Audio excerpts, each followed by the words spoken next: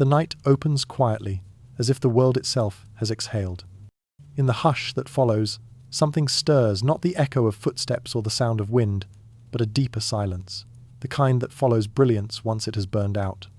Civilization, for all its monuments and archives, has always remembered noise better than thought. Kings who shouted their decrees, generals who thundered across continents, emperors who stamped their faces into metal all remain vivid. Yet the minds that dreamed beyond them dissolve like mist. It is a strange inheritance. We live surrounded by invisible architects, people who shaped our calendars, our alphabets, our medicine, the rhythm of our days. They are nowhere on our coins, nowhere in the marble halls of remembrance. Their creations became so familiar that the makers disappeared within them, like ink absorbed into the page. Every convenience we touch, every pattern we follow, carries the quiet signature of someone we will never name. Why do we forget those who built the very fabric of remembering? Perhaps because true brilliance leaves no spectacle behind. The deepest ideas rarely roar, they whisper, and the world mistakes that whisper for silence. History prefers drama, not stillness. It records the conqueror's march, not the mathematician's pause, the burning city, not the candle of a scholar flickering beside a scroll. When knowledge triumphs, it does so without ceremony, and its victory becomes indistinguishable from ordinary life. Somewhere, in a room no longer standing, a thinker once traced a line in the dust, a formula, a story, a new way to see time itself. The line faded, the dust scattered, and centuries later, we walk on its consequence without knowing it was ever drawn. The paradox deepens. The more essential an idea becomes, the less we remember its origin. Fire had an inventor once. So did language. So did the notion that stars could be measured, that the body could be healed, that justice might be universal. But those first minds stand behind veils, their light absorbed by the glow of everything they inspired. In every age, power tried to claim their work. A ruler would stamp his crest on a discovery, turning a thinker's dream into a weapon, a doctrine, a monument. The names that endured were rarely the true creators, but those who stood nearest to the throne. And when the power shifted, those names too were replaced. Memory became a palace with revolving doors, and the thinkers themselves, the architects, were left outside in the cold. The more we build, the more we erase. Progress consumes the past like a flame consumes its own smoke. Our cities rise upon the bones of forgotten blueprints. Our technologies grow from roots so ancient they seem like nature itself. The genius of the unseen is that it no longer feels invented, it feels inevitable. A wheel turning, a clock ticking, a word spoken. Who remembers the first spark that taught us to turn silence into sound? Sometimes, if you listen closely, you can sense them. The forgotten ones linger in the patterns of things, in the rhythm of a bridge, the symmetry of a symbol, the logic of a tool. Their absence hums beneath the surface of daily life, like a faint echo trapped inside the walls of history. It isn't that they vanished completely. It's that they were absorbed, becoming the breath of the world itself. And yet, the question remains. If civilization owes its shape to those who disappeared, what does that say about the way we measure greatness? Perhaps the brightest minds never wanted statues. Perhaps they understood that permanence lies not in the memory of names, but in the endurance of ideas. Or perhaps they trusted that someday, someone awake late at night, listening quietly, would feel the weight of that silence and start to remember. The world we live in was built by those who left no trace. Their genius moves through us unnoticed, like wind through tall grass. And now, as the night deepens, we begin to search for them, not in the pages of kings, but in the ashes of time, where thought itself first dared to speak. History begins not with memory, but with forgetting. Beneath the first written lines pressed into clay, there are centuries of silence eras, where thought existed only in breath, in firelight, in the rhythm of stories told before sleep. When the Sumerians carved their symbols into tablets, they were not merely recording trade or harvests, they were capturing the first struggle against oblivion. Yet even then, something was already being lost. For every tablet that survived, countless others were ground back into dust, their messages erased by rulers who decided what would be remembered and what must vanish. The birth of writing was also the birth of censorship. In the cradle of civilization, knowledge was sacred and dangerous. The priest scholars of Sumer, guarded their calculations of the heavens as if they were spells. To the common eye, they charted stars for agriculture, but behind their careful lines lay something deeper: geometry, astronomy, a quiet rebellion against superstition. Their numbers threatened the gods' monopoly on mystery, so temples became both sanctuaries and prisons of wisdom.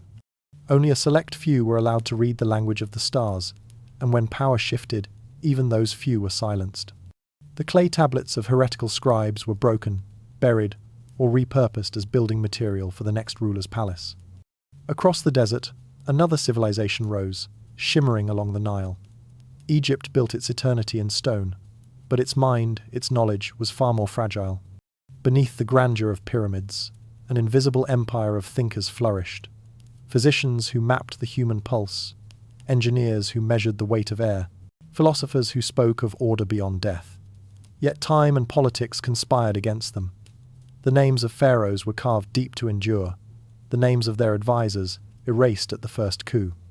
Wisdom served power only as long as it obeyed. When it questioned, it vanished. Every few centuries, a torch was passed from one civilization to another, and each time, the light grew dimmer. From Babylon to Nineveh, libraries rose like nervous hearts, beating against the tide of chaos. The library of Ashurbanipal once held thousands of tablets, epics, laws, astronomical records, medicinal secrets. When Nineveh fell, flames consumed them all.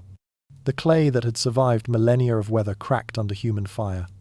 Only fragments endured, drifting through time like echoes without a source. It is tempting to imagine that these destructions were accidents, the collateral damage of conquest, but patterns repeat too precisely for that. Every empire, without fail, learned that to rule minds, one must first erase memory. The pharaoh's successor chiseled out his predecessor's name. The Babylonian priest rewrote the hymn to favor his god.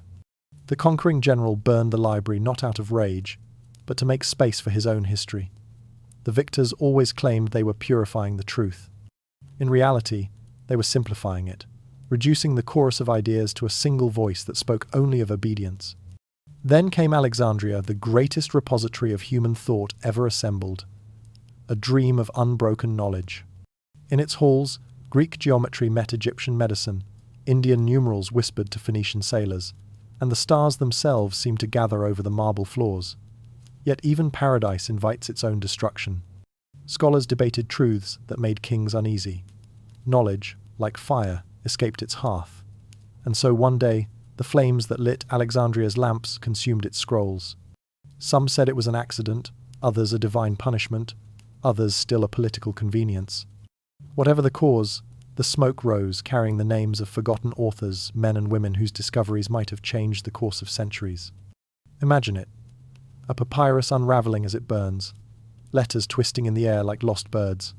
Somewhere inside those ashes might have been the cure to a disease, a method for flight, a map of the stars drawn with more precision than anything we rediscovered until modern times. But the empire preferred simplicity. Too much knowledge breeds doubt, and doubt breeds freedom. Better to let the embers cool. Even after the fall of Alexandria, the pattern endured. When Rome conquered Greece, its generals took the statues, but ignored the scrolls. Libraries were stripped for decoration. Philosophy was reduced to rhetoric. Later, when Christianity rose, ancient schools were branded pagan. Temples of learning became monasteries, their shelves emptied of anything that challenged doctrine. The monks copied selectively, rewriting heresy into allegory, turning curiosity into piety. Each illuminated manuscript glowed with reverence and quiet omission. What could not be sanctified was destroyed, sometimes with prayer. The Islamic Golden Age rekindled the flame for a while. In Baghdad's House of Wisdom, translators resurrected fragments of Aristotle, Plato, Euclid. But even there, under the splendor of learning, shadows gathered. The same rulers who funded libraries also ordered purges when philosophies grew inconvenient. Ink flowed by day, blood by night. Knowledge survived not through power, but through disguise. Scholars encoded discoveries in poetry, hid physics in fables, medicine in myth. What looks to us now like literature was often a mask for forbidden thought. Beneath every empire lies an unmarked grave of intellect, 1,000 voices that questioned too soon. We call them lost civilizations, but perhaps they are not lost at all, only buried beneath layers of obedience. The ruins we admire, temples, walls, statues, are monuments to what survived, not to what was true. The real history, the living one, is scattered in fragments. A chipped seal here, a half-burned scroll there, the faint echo of a formula inscribed in the margin of a prayer. Each piece whispers the same warning that knowledge is never destroyed by accident. It is always erased on purpose. And yet, the erasers never succeed completely. Ideas have strange ways of returning. A forgotten diagram resurfaces in a monk's sketchbook. A lost principle reappears centuries later in another land, wearing a new language, a new name. It is as if thought itself cannot die, only sleep. The human mind keeps rediscovering what it once knew, like waves returning to the same shore. What we call progress may only be remembrance slowly reassembled. When we look at the ruins of Sumer, at the broken statues of Egypt, at the scorched stones of Alexandria, we are not gazing into the past. We are looking into a mirror of every age that followed. Power still fears the ungoverned mind. The pattern of erasure continues quieter now, subtler, disguised as convenience, entertainment, or progress. The tools have changed, but the purpose remains, to decide what is worth remembering and who gets to decide. The ancient pattern is not only a history lesson, it is a prophecy. For as long as truth threatens comfort, forgetting will remain the weapon of choice. But beneath the surface of every forgotten empire, thought continues to breathe, patient as stone, waiting for the next curious soul to dig deep enough to find it. And that is where our search begins, in the dust and darkness, among the remnants of minds once bright as stars, whose brilliance was buried but not extinguished. Long before the age of reason, when God still walked in the stories of men, there lived a mind so luminous that even time had to disguise it. His name was Imhotep. Today, he exists as a shadow in myth, a divine figure wrapped in gold leaf and incense, his image carved in temples beside the falcon and the sun.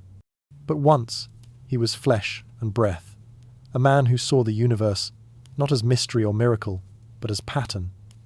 And that vision, too vast for his age, became the reason the world forgot him.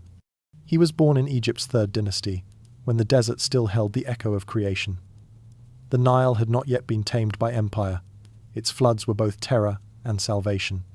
The people prayed for order, and Imhotep answered. Trained as a priest, a physician, and a builder, he understood that stability came not from divine intervention, but from human design. The gods might command the heavens, but man could mirror their logic in stone. It was this audacity to imitate eternity that made him both revered and erased. When he designed the step pyramid of Saqqara, the world had never seen anything like it. Others had built tombs. Imhotep built an idea. His pyramid rose like a staircase toward the sky, a ladder not of devotion but of geometry. Stone, until then, had been weight, permanence, constraint. Imhotep made it seem to float massive blocks layered in mathematical harmony, transforming immobility into ascension. To his contemporaries, it was impossible. To Imhotep, it was inevitable. The stones themselves obeyed the laws he could see, but others could not. Symmetry, proportion, resonance. Each tier reflected a cosmic rhythm. The Nile's cycles, the sun's arc, the pulse of the human body. And perhaps that was his truest genius. He built as a physician thinks. He treated the land as an organism, the temple as a body, the body as a cosmos. To heal was to restore alignment between these realms. His medical papyri, the first known in history, spoke of wounds and fevers, but beneath the prescriptions lay philosophy. Disease was disorder, a fracture in the balance between flesh and spirit, earth and sky. He practiced medicine not as magic, but as science wrapped in reverence. He used herbs, honey, surgery, centuries before Hippocrates, centuries before anatomy had a name. Yet, instead of becoming the father of medicine, he became its myth. Why? Because truth, when too advanced for its time, becomes indistinguishable from divinity. The people of Egypt could not comprehend a mortal who healed like a god and built like one. And so, rather than remember his mind, they sanctified his mystery. They placed his name among the deities, not to honor him, but to bury his humanity beneath worship. It is easier to adore than to understand. And thus began a pattern that would echo through all ages. When genius surpasses comprehension, myth becomes its coffin. Later, scribes would call him son of Ptah, the divine craftsman, the god of architects and physicians. They wrote hymns instead of histories. They built temples instead of biographies. What began as gratitude became concealment. To make him immortal, they erased the evidence that he had ever lived. His scrolls disappeared. His tools were sealed in sanctuaries. His words turned to prayer. The man dissolved into symbol, the ultimate sacrifice of knowledge to reverence. Yet, traces of him remain, faint and enduring. The alignment of Saqqara's stones with the solstice sun, the surgical instruments found in ancient tombs, the fragments of text that describe not superstition, but method. They whisper of a civilization far older in its intellect than we are taught to imagine, a world where science wore the mask of religion not because it feared gods, but because it spoke their language. To walk among the ruins he left is to feel the weight of an intellect still humming beneath the sand. The limestone blocks absorb the desert heat by day and release it at night like a slow exhalation. Stand there long enough, and the illusion breaks. The pyramid no longer feels heavy, it feels alive. Imhotep built with such precision that even light obeys him. The shadows shift, as if the structure breathes, as though the stone remembers the man who taught it to defy gravity. But his true monument was not his pyramid. It was the idea that the divine could be reached through reason, that order was not a miracle but a language written into the bones of the world. In this, he was the first scientist, a seeker of laws beyond dogma. And for that, history performed its oldest ritual. It transformed his genius into myth so that no one would follow too closely. The gods are safe as long as men forget they were once human. Centuries later, Greek scholars would marvel at Egyptian wisdom and build their philosophies upon its ruins, never knowing the name that began it. The world that praised Plato forgot the priest who first measured the stars. The world that worshipped Asclepius forgot the healer who first described the pulse. Every advancement since carries an invisible lineage, leading back to Imhotep, to that first act of seeing stone as breath, thought as architecture, faith as pattern. He healed bodies and built eternity, and the world, unable to bear such brilliance in human form, buried him beneath worship. But in the rhythm of his creation, in the proportions of temples and the logic of medicine, his memory endures.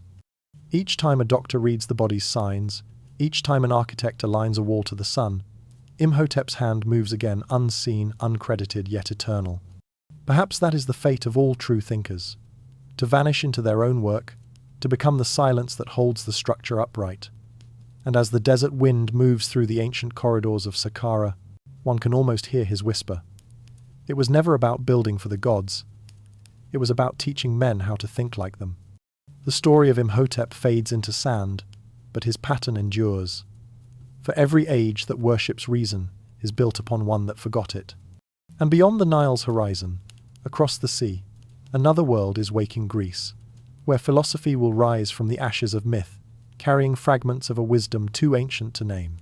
In the golden haze of ancient Greece, where philosophers debated under marble colonnades and the word reason was still young, there existed a man who should not have been possible.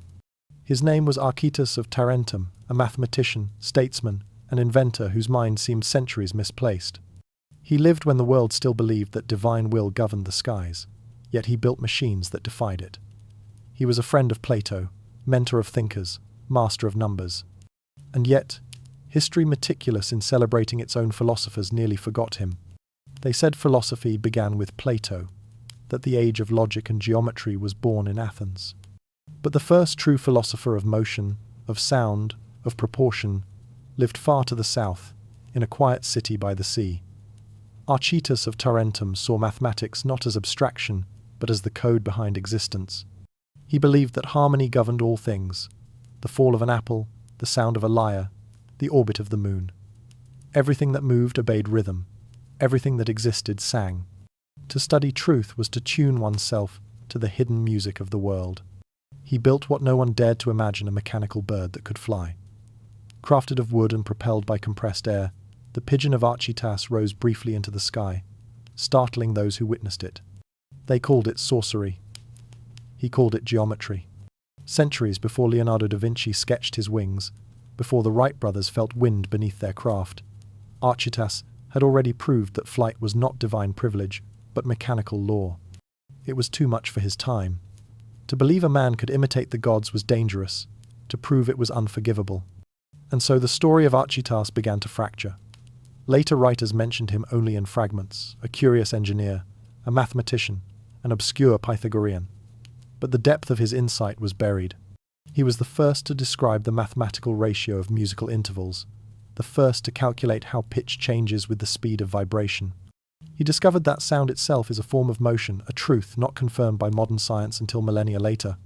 When he wrote that nothing is without proportion, he meant that even chaos had structure, and even silence a measure.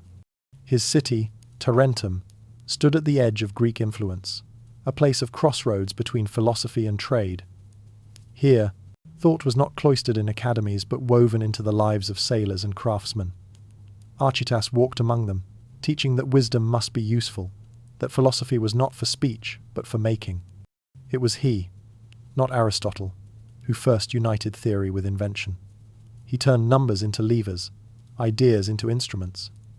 And yet, when the scrolls were copied, his name grew faint. Plato admired him deeply, calling him a divine man, but admiration has limits. Archytas's philosophy blurred the line between spirit and mechanism, between divine harmony and human design. Plato's realm of ideals was safe, perfect, untouchable, eternal. Archytas's was dangerous, practical, replicable, mechanical. The politics of knowledge chose which one would endure. To preserve the purity of philosophy, history pruned its lineage. Plato remained the father, Archytas, the ghost. Aristotle's fame would grow into dogma, defining science for 2,000 years. But long before Aristotle spoke of causes, Archytas had already measured them. He had conceived the study of mechanics as an art of balance, where even the air had weight and sound had geometry. His writings on motion hinted at an understanding that would not reappear until Galileo, that every movement arises from force, not spirit. If Aristotle gave us explanation, Archytas gave us proof. Yet proof, to power, is perilous, for proof cannot be controlled once it is seen. What happened to his work is uncertain. Some say it was lost in fire, others deliberately omitted. Ancient editors favoured the mythic over the mechanical. The Greeks admired wisdom, but not the kind that blurred into technology.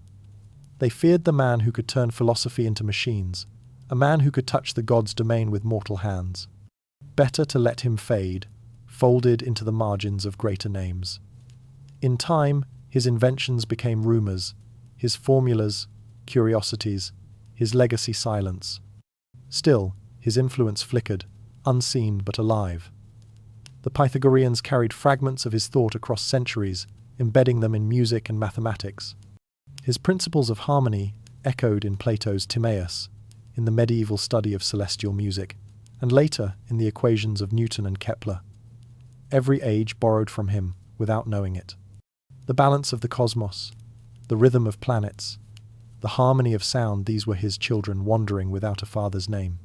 To imagine him at work is to glimpse the first scientist before the world was ready to admit such a thing existed. The workshop smells of cedar and bronze. Outside, the sea murmurs. He adjusts his instruments with careful fingers, measuring, observing, listening. He watches the flight of a wooden bird rise into the sun, its wings trembling against gravity. No priest blesses it, no temple claims it. It rises because it must, because the laws that govern all things have no preference for gods or men. There is a serenity in this realization, a kind of divine rebellion. Archytas proved that understanding does not diminish wonder, it deepens it. The universe, to him, was not a mystery to be feared, but a song to be learned by heart. And in that music, there was no hierarchy, no divine and mortal, no sacred and profane, only resonance, only proportion. Perhaps that was the real heresy, to see divinity in logic itself, to suggest that the sacred was not in temples, but in ratios, in levers, in the pulse of sound. The ancients built statues to gods who ruled from the sky. Archytas built a bird that reached it. That act alone was enough to exile him from memory. They said philosophy began with Plato, but his teacher built machines that could fly. The sentence feels like an awakening, a door opening into a forgotten corridor of human potential. Behind that door, the story of knowledge changes shape. Progress is no longer a straight line, but a cycle of discovery and deletion, remembrance and erasure. And as the light fades over Tarentum, the hum of the sea seems to echo his lesson that truth can soar only for a moment before power calls it back to earth. The world, for now, chooses silence. But the sound remains, waiting, faint and mathematical, beneath the noise of history. The candle burns low, its flame trembling in the draught of a stone corridor. Beyond the cloister walls, the night is black and silent, broken only by the drip of rain and the turning of parchment. Here, under the vaulted ceilings of an English monastery, a solitary monk bends over his desk. His quill scratches like an insect against the page. To any passing eye, he is copying scripture, another obedient servant of God preserving the word.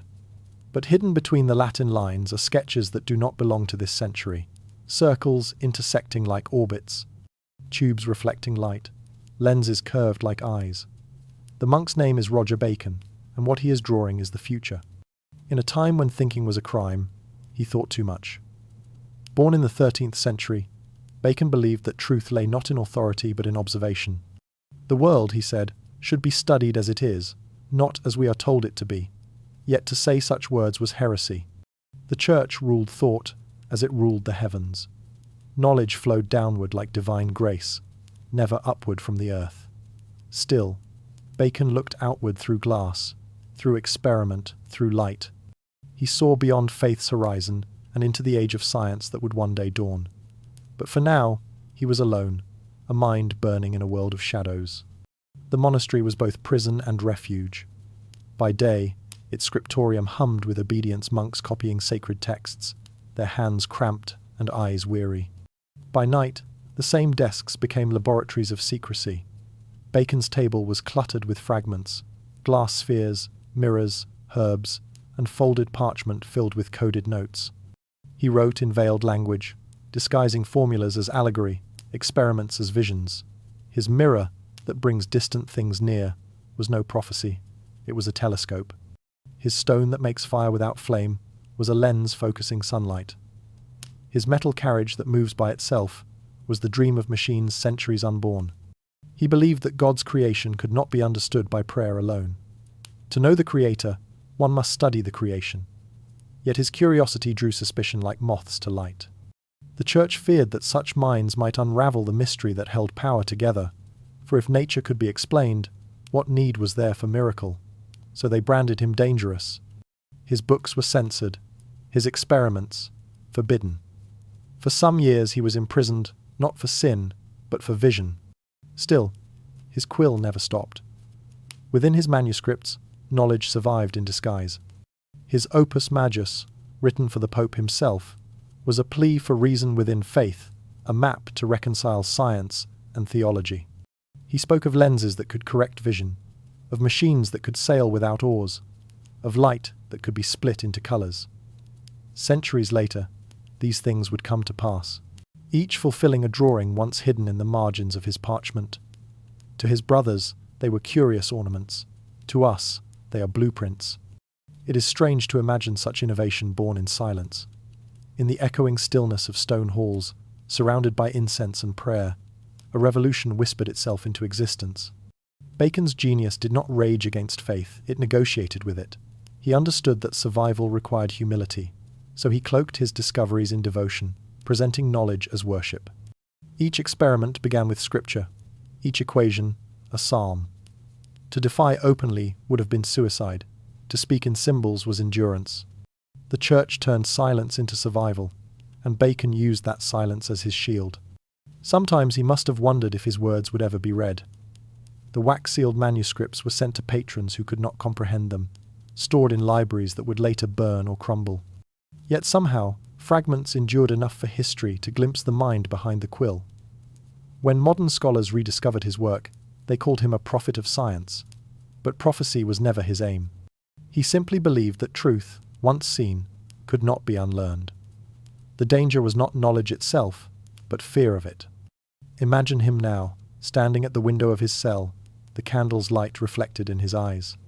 Beyond the glass lies a world he will never see. Telescopes pointed at galaxies, machines crossing oceans, light captured in photographs. All of it, the faint realization of sketches that once hid in the margins of forbidden books. Bacon would not live to witness it, yet perhaps he suspected it would come. "The eyes," he wrote, "are the windows of the soul. Through them, truth enters."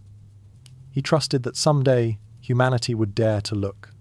His story lingers because it captures the paradox of his age, an era that feared what it prayed for. The church sought divine knowledge, but punished those who found it. The faithful copied holy words by candlelight, while a single monk dared to use that same light to reveal the workings of the world. It was not rebellion that moved him, but reverence, the belief that to understand creation was to honor its maker. Still, his devotion could not protect him from suspicion. He lived his final years in confinement, his manuscripts guarded, his name whispered like a warning. Yet, centuries later, his silence speaks louder than his censors. His visions of glass and light became the lenses through which the universe would one day be seen. The very tools that defined modern science observation, experimentation, evidence, were born in a monastery cell lit by one trembling flame. Bacon's world believed that faith and reason could not coexist. His life proved that they could, but at a cost. And so, the candle burns on. The ink dries. Outside, the rain falls endlessly, erasing footsteps in the cloister yard. Another monk will find these drawings one day and wonder what they mean. Perhaps he will copy them, unknowingly preserving a fragment of the future. This is how knowledge survives, not through triumph, but through patience. In the quiet heart of medieval faith, one man drew the modern world. His lines bridged the darkness between centuries. And as the last candle flickers, its flame becomes a prophecy of its own. A light carried forward, from stone to parchment, from silence to discovery, from faith to reason. In the dim glow of a solitary lamp, a man studies a drop of mercury trembling inside a glass vessel. It rolls like liquid, thought bright, shifting, impossible to contain. Around him, the air hums with the scent of burning herbs and metal. Charts of stars line the walls. Strange symbols ink the margins of half-burned books. To a fearful world, this room is witchcraft. To the man inside, it is the edge of revelation. His name is John Dee, and he stands at the threshold between two worlds, one ruled by angels, the other by reason. They called it magic to hide that it was science. For Dee, the universe was a language written in numbers and light. He served Queen Elizabeth as her astrologer and navigator, yet in secret he sought something far more dangerous, the code of creation itself. He believed that through geometry and alchemy, one could speak the hidden grammar of the cosmos, the music God used to form reality. His obsidian mirror reflected more than faces. It reflected the idea that matter and spirit were not enemies but two halves of one mystery. That thought alone was enough to damn him. Across Europe, others shared his obsession. They moved through laboratories disguised as chapels, through libraries that smelled of salt and smoke. Among them was Paracelsus, a physician who defied every tradition of his time. While scholars bled patients and prayed for cures, Paracelsus brewed elixirs, dissolved minerals, and studied poisons. He spoke of spiritus vitae, the hidden essence in all matter, what we would later call chemistry. But the church heard heresy in his language. To them, transmutation, the belief that base metals could become gold, was not a metaphor for transformation, but an act of defiance against divine order. Only God could change what he had created. So alchemists learned to hide their discoveries beneath riddles. Their books spoke of dragons devouring suns, of marriages between sulfur and mercury, of philosophers' stones and celestial unions. To the uninitiated, these were fantasies. To those who could read their symbols, they were instructions. Solve et coagula, they wrote, dissolve and combine. It was chemistry disguised as myth, experimentation disguised as prayer. Each symbol, each fable, was a cipher protecting dangerous truth. The deeper one read, the closer one came to heresy or enlightenment, sometimes both. John Dee's world shimmered with such ambiguity. He mapped the stars to guide explorers, yet he also conjured angels in scrying sessions with a black mirror polished like still water. He believed knowledge could bridge heaven and earth, that the same equations which guided planets could reveal the voice of God. To later centuries, he was half scientist, half sorcerer. But perhaps that division says more about us than about him. In his time, No line separated spirit from substance. To understand the heavens was an act of worship, to measure them, a sacrament. Still, power demanded simplicity. The Church tolerated astronomy as long as it served the calendar, tolerated medicine as long as it obeyed theology. But alchemy asked too many questions, questions that turned faith into formula. What if creation was not fixed? What if the divine spark could be replicated, controlled, even improved? The Inquisitors saw the danger. A man who could change lead into gold might soon try to change himself into a god. And so, laboratories burned. Scrolls turned to smoke. The alchemists who survived became wanderers, carrying fragments of their work in coded notebooks. They vanished from courts and universities, swallowed by myth. Yet their disappearance was never complete. Their language endured like a seed waiting for softer soil. When chemistry finally emerged centuries later, it borrowed the same symbols: sulfur, mercury, salt. The tools of the alchemist became the instruments of the scientist. The crucible remained. Only the prayers changed. And the greatest irony, the very heresies that once condemned them, became the foundations of modern medicine and industry. Paracelsus's experiments with minerals gave birth to pharmacology. Dee's navigational mathematics shaped the age of exploration. Even their spiritual metaphors survived transformation, purification, illumination, the very steps of the great work, mirrored in the language of discovery. The modern world rose quietly on their ashes. But the allure of alchemy was never only about science. It was about the soul, the belief that transformation of matter mirrored transformation of self. To purify lead was to purify spirit. To transmute metal was to redeem sin. It was a vision of humanity as co-creator, a dangerous idea in an age of obedience. Those who chased that vision paid the price. Some were executed, others exiled, many erased from record. Their names became ghostly initials, their lives reduced to legend. Imagine them by candlelight, mixing unknown powders, watching vapors rise like prayers. They sought not gold but revelation, a glimpse of the hidden symmetry behind existence. The furnace roared, the crucible glowed, and for a fleeting moment they must have felt the boundary between heaven and earth dissolve. That was their crime. Not pride, but discovery. Even now, something in their pursuit feels forbidden. The same symbols appear in secret societies, carved into cathedrals, whispered through history's labyrinth. Mercury, ever fluid; salt, ever constant; sulfur, the fire of transformation. Together they form a trinity of change: body, soul, and spirit. Every scientist still performs their ritual: to separate, to test, to recombine. Every experiment is an echo of the great work, though few remember its name. They called it magic to hide that it was science and burned the men who knew too much. The sentence lingers like smoke. Perhaps the real reason they burned was not fear of sorcery, but fear of what knowledge might reveal: that the divine was never distant, that the sacred was chemical, that creation could be understood by mortal minds. The fire that destroyed their manuscripts was also the fire they studied, the alchemical flame of transformation, consuming ignorance to reveal truth. As centuries passed, their legend dimmed, reduced to superstition. But their essence remained, hidden in laboratories, whispered in guilds, carried in the language of the curious. The alchemists disappeared. Yet their disappearance was a kind of transmutation from men of matter into myths of mind. They became the silent architects of progress, their symbols carved into the foundations of science, their philosophy dissolved into the bloodstream of modern thought. And now, as history turns toward the dawn of invention, the question rises again: what happens when the hidden no longer hides? The alchemists are gone, but their spark endures, waiting for the moment when secrecy becomes rebellion, and discovery once more threatens the throne. There are moments in history when a single thought burns brighter than an empire. Giordano Bruno's life was one of those brief, defiant flames. He was born in the kingdom of Naples during an age of dogma, a world still convinced that heaven revolved around humanity. To think otherwise was treason against both reason and God. Yet Bruno looked upward, and saw not a firmament of order, but a boundless ocean of stars, each perhaps with its own worlds, its own suns, its own dreams. He was a man who believed infinity could be real, and for that, he would burn.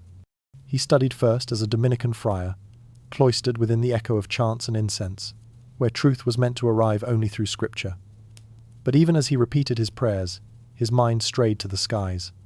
The church told him the cosmos ended just beyond Saturn, that beyond the crystalline sphere lay heaven itself. Bruno refused to believe the universe could be so small. He imagined space without walls, creation without center, and divinity not confined to one planet or one creed. In a world still flat in its spirit, he saw eternity unfold. He spoke of endless stars centuries before Galileo, before any telescope had cut the darkness. To him, God was infinite, and therefore creation must be infinite too. Each world, he said, held beings of its own souls, lives, and mysteries beyond counting. It was an idea both simple and catastrophic. If the heavens were infinite, then Earth was not special. If creation was endless, then no priest could claim its border. The Church's authority rested on a universe that ended neatly at heaven's gate. Bruno tore that gate off its hinges. He wandered across Europe, an exile of thought, teaching where he could, and fleeing when he must.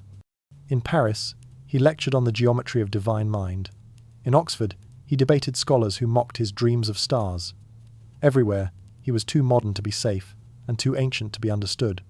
He carried with him not weapons, but manuscripts, maps of an infinite cosmos, diagrams of circles within circles, where time itself was an eternal clock turning without beginning or end. The planets, he said, did not merely revolve. They resonated, as though the universe were a living mechanism wound by a divine hand. The universe is a clock, he once wrote, and its gears are made of souls. He saw himself not as a destroyer of faith, but as its restorer. To Bruno, God was not imprisoned by dogma, but revealed in motion in the music of celestial wheels, in the heartbeat of thought. But his vision made bishops tremble. They could tolerate astronomers who charted stars, but not philosophers who made those stars sacred without permission. Bruno's infinite cosmos left no throne high enough for the Church to sit upon. He returned to Italy at last, drawn by a fatal hope that truth might finally be heard. Instead, the Inquisition awaited. They asked him to recant, to deny the infinite, to cage the stars again, to confess that only Earth was chosen. He refused.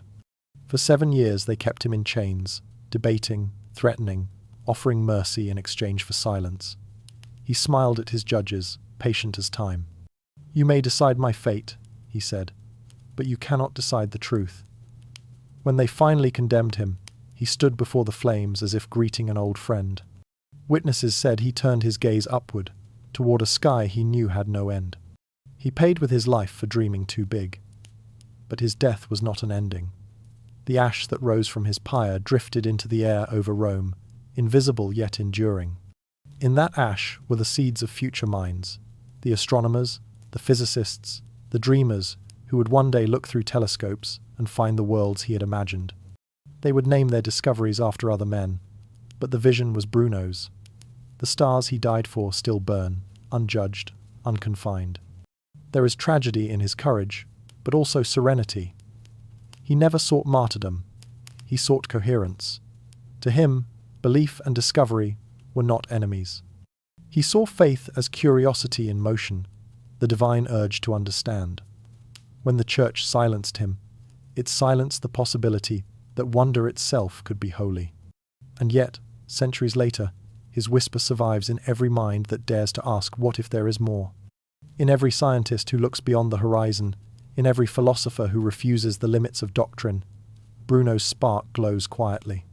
We like to think that the age of fire is over, that no one burns for knowledge anymore.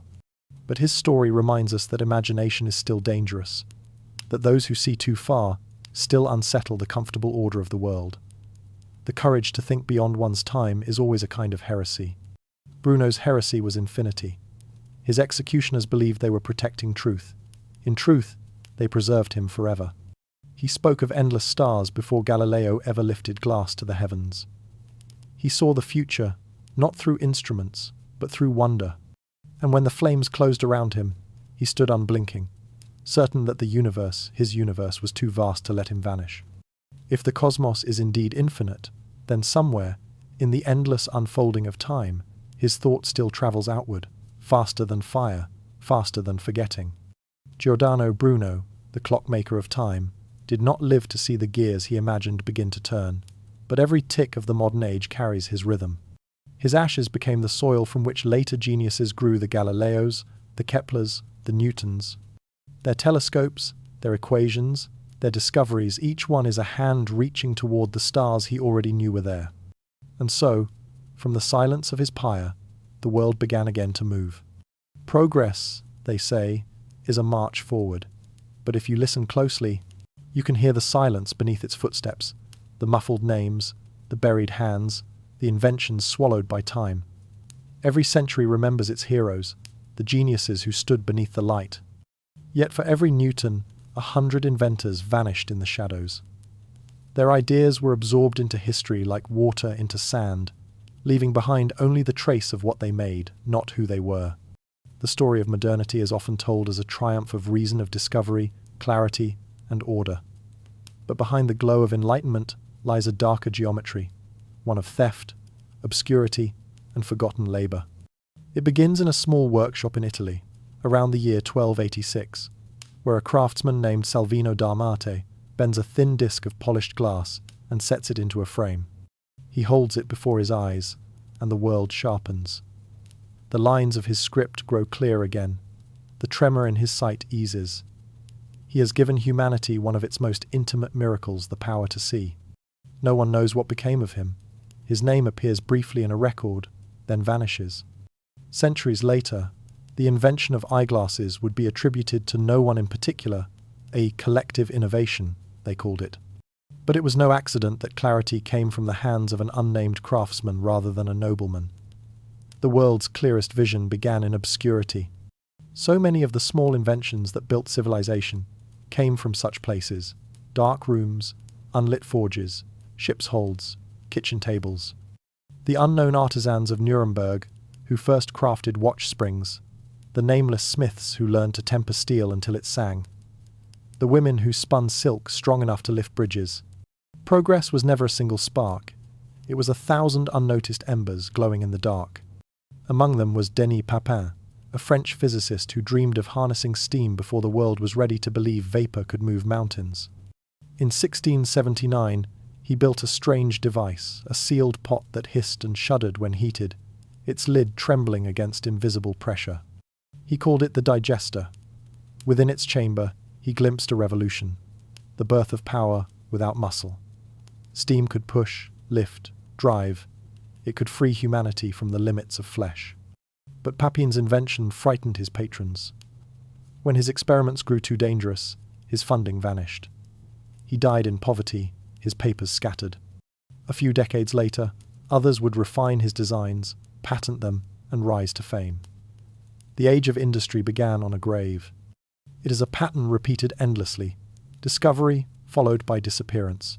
For every named inventor, there were dozens whose ideas were repackaged under wealthier hands. The compass, the printing press, the loom, the lens, all trace back to workshops where craftsmen worked not for glory but survival. Their genius was practical, immediate, and unguarded, and so it was easily taken. Patent laws did not protect them. Literacy did not preserve them. They were, in a way, the purest thinkers creating not to be remembered, but because creation itself was their language. Modernity was built on such anonymous faith. The watchmakers of Geneva perfected timekeeping so that sailors could find their way home. The blacksmiths of Liège forged parts that would one day become engines. Even the ink that fills our pens, the hinges of our doors, the humble screw that holds the world together, each is the legacy of someone whose name never reached the page. The sum of their forgotten labor forms the skeleton of civilization. It is easy to worship the great minds, the Galileos, the Newtons, the Watts, but even they stood on foundations poured by countless invisible workers. Newton himself admitted it. "If I have seen further, it is by standing on the shoulders of giants." What he didn't say was that some of those giants were never given faces. Their shoulders were worn down by repetition, by failure, by lives that ended before their ideas could bloom. Progress, in its arrogance, often consumes its creators. Papin's steam would drive the engines that powered empires, trains, factories, machines of war, but his own name would be reduced to a footnote. Darmate's lenses would evolve into microscopes and telescopes, tools that stretched sight from the cell to the cosmos, yet he remains a ghost behind glass. It is the same story told in different centuries. Invention is born in solitude, claimed in public, and buried beneath applause. Even the simplest comforts conceal such lineage. The chair, the candle, the clock, all were perfected by generations of nameless hands, refining the work of those before them. We live surrounded by ghosts, disguised as objects. Each device we touch hums faintly with memory, the residue of 1,000 forgotten minds. The light that illuminates the present is powered by the darkness of history. For every Newton in the light, 100 inventors vanished in the shadows. It is not a lament, but a truth that human progress is not a single flame but a constellation of sparks, most of which burn unseen. The world forgets their names because it has inherited their success. Once an idea becomes useful, it no longer belongs to its maker. It belongs to everyone. And in that strange inversion, obscurity becomes the highest form of immortality. Perhaps the greatest architects of modernity never sought recognition. Perhaps they understood that anonymity is the price of universality. When an idea becomes so integrated into life that it no longer feels invented, its creator has achieved the truest kind of victory: to disappear into the fabric of the world. Yet still, there is something haunting in this silence, the sense that every object around us hides a secret debt. The eyeglass, the engine, the clock, each one is a tombstone inscribed not with names, but with echoes. We owe the invisible just as much as we owe the famous. History remembers the thinkers who explained the world. It forgets those who built it. But without those hands, the philosophers would have stood in darkness, their visions unshaped, their thoughts without tools. The invisible made the visible possible.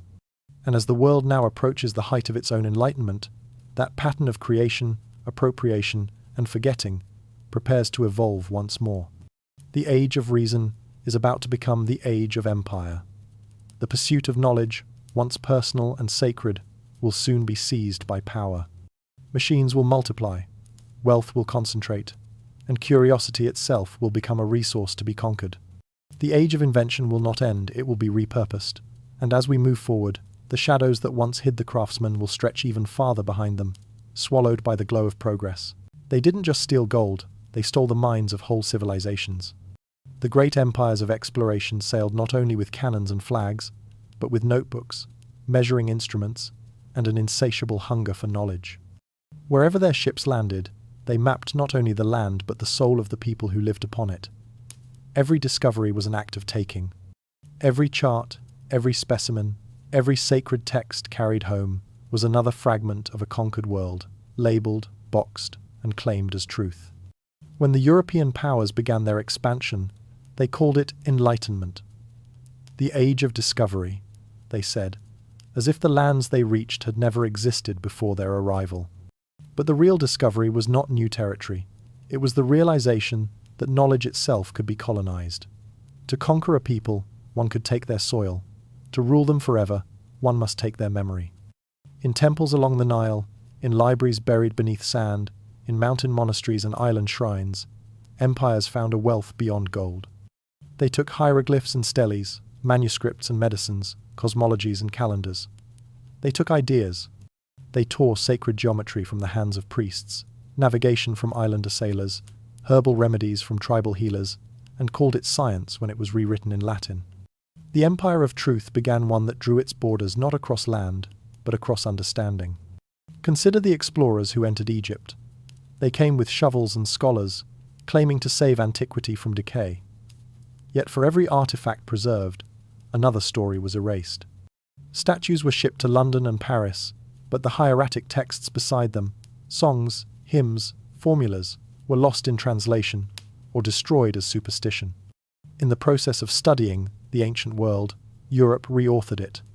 The cradle of civilization was remade in its own image, its gods renamed, its mathematics reborn as Western. Across oceans, the same ritual repeated. In India, colonial officers translated the Vedas and Upanishads, but not to understand them. They translated to classify, to domesticate, to convert. The spiritual became academic, the mystical reduced to anthropology. Knowledge that had once breathed was dissected on drawing-room tables. What could not be explained was dismissed. What could be repurposed was patented. From Ayurveda came modern pharmacology. From Chinese compasses came global navigation. From African metallurgy came the skeleton of the industrial world. But the hands that shaped these legacies were written out of the story. Even religion adapted to conquest. Missionaries carried the Bible in one hand and grammar in the other, translating languages into alphabets that fit imperial tongues. Whole belief systems were renamed as myth. The gods of old were declared demons. The philosophies of the East rebranded as curiosities.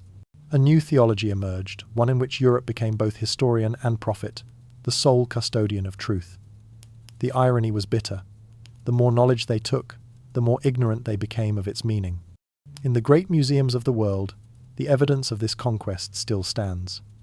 Mummies under glass, manuscripts under climate control, totems, idols, bones. They call it preservation, but the silence inside those halls feels different, the silence of displacement.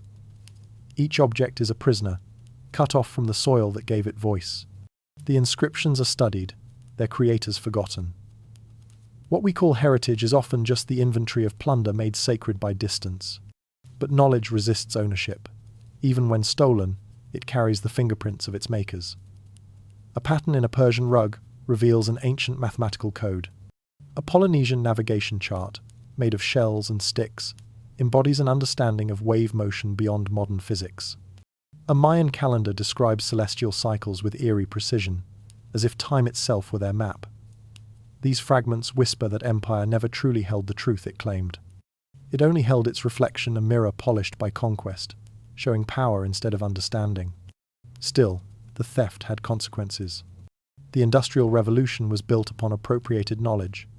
The mechanics of steam inspired by Asian waterworks, the chemistry of dyes taken from India, the agricultural techniques from Africa and the Americas. Even the concept of zero, the foundation of modern mathematics, was born in ancient India and imported westward through conquest and trade. The empire's genius was not creation but absorption. It devoured wisdom like ore and smelted it into progress. Yet beneath that triumph lay amnesia. Europe began to believe it had invented what it merely inherited. The global mind fractured, the teachers turned into students, the students into masters. Science became a hierarchy, its roots cut and rebranded as reason's garden. The world was rewritten as a ladder, with the colonizers at the top and the conquered as fossils below. The more knowledge the empire consumed, the more it feared the truth of its own dependence. But history keeps receipts. Even now, archaeologists and scholars uncover the quiet defiance of those who refuse to let their memory die. Hidden manuscripts in Ethiopia, coded stories among the Maori, oral epics in West Africa preserved entire systems of knowledge disguised as legend. In these fragments lives a counter-history, a resistance not of swords, but of remembrance. The oppressed could not stop the plunder of their artifacts, but they could encrypt their wisdom in songs and symbols that the conquerors would never decode. To conquer truth is impossible in the end. It can be stolen, buried, mistranslated, but not killed. The empire may have believed it ruled by reason, yet it lived on borrowed understanding. Every discovery it claimed was haunted by an older echo, an older hand. The pyramids still stand. The temples still hum. The stolen manuscripts, though unread, still radiate the pulse of ideas too vast to vanish. Empires collapse. Knowledge endures. But its survival always carries the scars of what was taken. The loss of context, of lineage, of the sacred continuity between knowing and being. The modern world owes its light to stolen fire, and in that light, the shadows are long. And somewhere, in those shadows, the stolen truths still wait not for revenge, but for recognition. Their quiet persistence is its own rebellion, a reminder that no civilization owns wisdom. It only borrows it, briefly, before passing it forward. From this quiet reckoning rises the next chapter, the hidden libraries and secret guardians who risked everything to keep the flame alive. Because when power seeks to own truth, someone, somewhere, must choose to hide it instead. While empires burned books, nameless hands hid them beneath the sand. History remembers the conquerors who destroyed knowledge, but seldom the quiet rebels who saved it.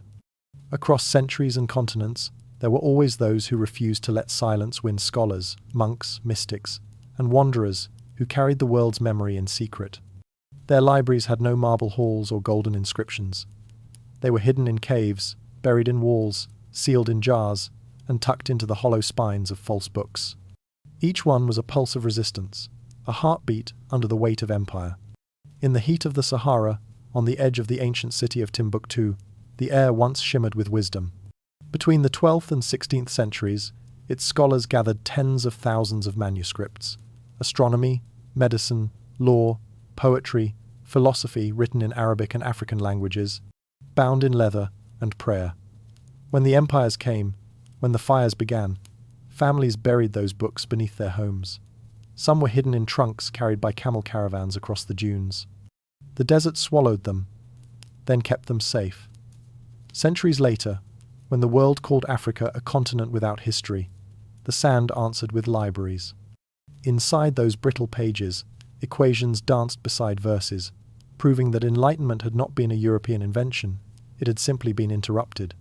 Far to the east, in the high silence of Tibet, monks carved their scriptures into wooden blocks and pressed them into paper by candlelight. Each page was a vow against oblivion. When invaders came to erase the old ways, the monks fled into the mountains carrying bundles of scrolls on their backs. They sealed them in monasteries, carved into cliffs, wrapped in silk, guarded by prayer. The air there is thin, but the memory is thick layers of thought, preserved by cold and altitude. Some of those scrolls remain hidden even now, waiting for the day the world becomes gentle enough to read them again. In the Middle East, the House of Wisdom in Baghdad once stood as the heart of learning. When it fell, its river turned black with ink. Yet fragments of those texts survived, carried west by refugees and traders. They hid ideas in the margins of new manuscripts, embedding forbidden knowledge inside scripture, like seeds within fruit. One copied a Greek theorem beneath a verse of the Quran. Another recorded chemical recipes in the form of prayers. To the eye of authority, they were harmless devotions. To the initiated, they were the blueprints of civilization preserved in code. Everywhere power sought to erase, memory adapted. In medieval Spain, Jewish and Muslim scholars translated ancient Greek works into Latin under Christian rule, passing knowledge hand to hand in secret. In China, banned Confucian texts were copied in tiny characters and hidden inside hollow bamboo sticks. In South America, indigenous codices, those painted maps of gods and stars, were buried under fields before missionaries could burn them.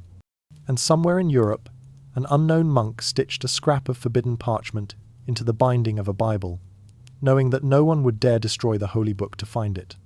These hidden archives were more than collections of words. They were acts of defiance. Every book buried, every page recopied in the dark, was a rebellion against forgetting. The world often sees progress as invention, but just as often it is preservation. Without these quiet guardians, we would live in a world stripped of its past, a world without the equations that led to modern science, the philosophies that taught reason, the medicines that saved lives. Humanity's true continuity lies not in monuments, but in these whispers that survived fire. Imagine one of those hidden rooms, the faint smell of parchment dust, the sound of ink drying, a candle flickering as a scholar leans close to copy a line. Outside, an empire rages. Inside, time holds its breath. Each movement of the quill becomes a prayer. Knowledge is no longer luxury, it is resistance. The scholar knows that what he writes may never be read, but he writes anyway because he believes memory itself is sacred. In Timbuktu, when extremists returned in our own age to burn what remained, people once again smuggled books through the night. They hid them in metal trunks, floated them across rivers, buried them in courtyards. History repeated itself, as if memory were testing us, asking whether we would still protect what defines us. And we did. Those manuscripts live still, their ink faded but their pulse unbroken. The hidden libraries remind us that truth has its own form of endurance. It does not depend on power or fame. It survives through devotion, through the quiet insistence of ordinary people who refuse to let the story end. They are the custodians of continuity, proof that even in the darkest times, someone, somewhere, is still writing. They didn't just save books, one modern scholar said. They saved the idea that knowledge belongs to everyone. These forgotten guardians carried that idea like contraband through centuries of war and conquest. They believed that wisdom was not meant to be owned, but shared that the light of thought was not a privilege, but a duty to preserve. And so the chain remains unbroken. From the buried manuscripts of Africa to the snowbound scrolls of Tibet, from the coded margins of Baghdad to the whispered translations of Andalusia, each hidden library is a thread in humanity's secret tapestry. When woven together, they form something vast and invisible, the underground network of remembrance that kept civilization alive while empires fell and rose again. While the conquerors wrote history, the librarians of silence kept truth. And though centuries have passed, their work continues. Every digital archive, every act of preservation today, is part of that same lineage, modern candles flickering in the long night of forgetting. But soon another kind of darkness will rise, not from conquest, but from progress itself. The machines will come not to destroy memory, but to replace it. And in their perfect recall, something human will begin to fade. The age of smoke arrived like a storm that no one saw coming. The world woke to the sound of pistons and steel, the heartbeat of a new god. The Industrial Revolution did not roar into being. It crept, wheel by wheel, gear by gear, until its rhythm drowned out the old silence of craft. From the cobblestones of Manchester to the shipyards of Glasgow, from the spinning mills of Bengal to the forges of New England, the air grew heavy with soot and invention. Humanity had built machines that could move, breathe, and multiply, but in doing so, it forgot the hands that first taught them how. They called it progress, but progress is rarely merciful. Beneath the grand names of industry, Watt, Arkwright, Stephenson, lived an invisible multitude. Women who tended looms, their fingers bleeding into the thread. Children who crawled beneath machines to untangle gears slick with oil. Enslaved artisans in colonies, who forged iron and glass for masters who would never know their names. They were the true mechanists, the hidden engineers of motion. Their ingenuity was not celebrated in journals or statues. It was absorbed by the very systems that consumed them. The machines remembered the motion, but forgot the hands that built them. The dream of the mechanists was not born in boardrooms or universities. It began in dim workshops where craft met necessity, where a woman repairing a loom invented a new gear, or a blacksmith in the Caribbean reshaped steel to survive his master's cruelty. Each small act of innovation became another cog in the vast engine of modernity.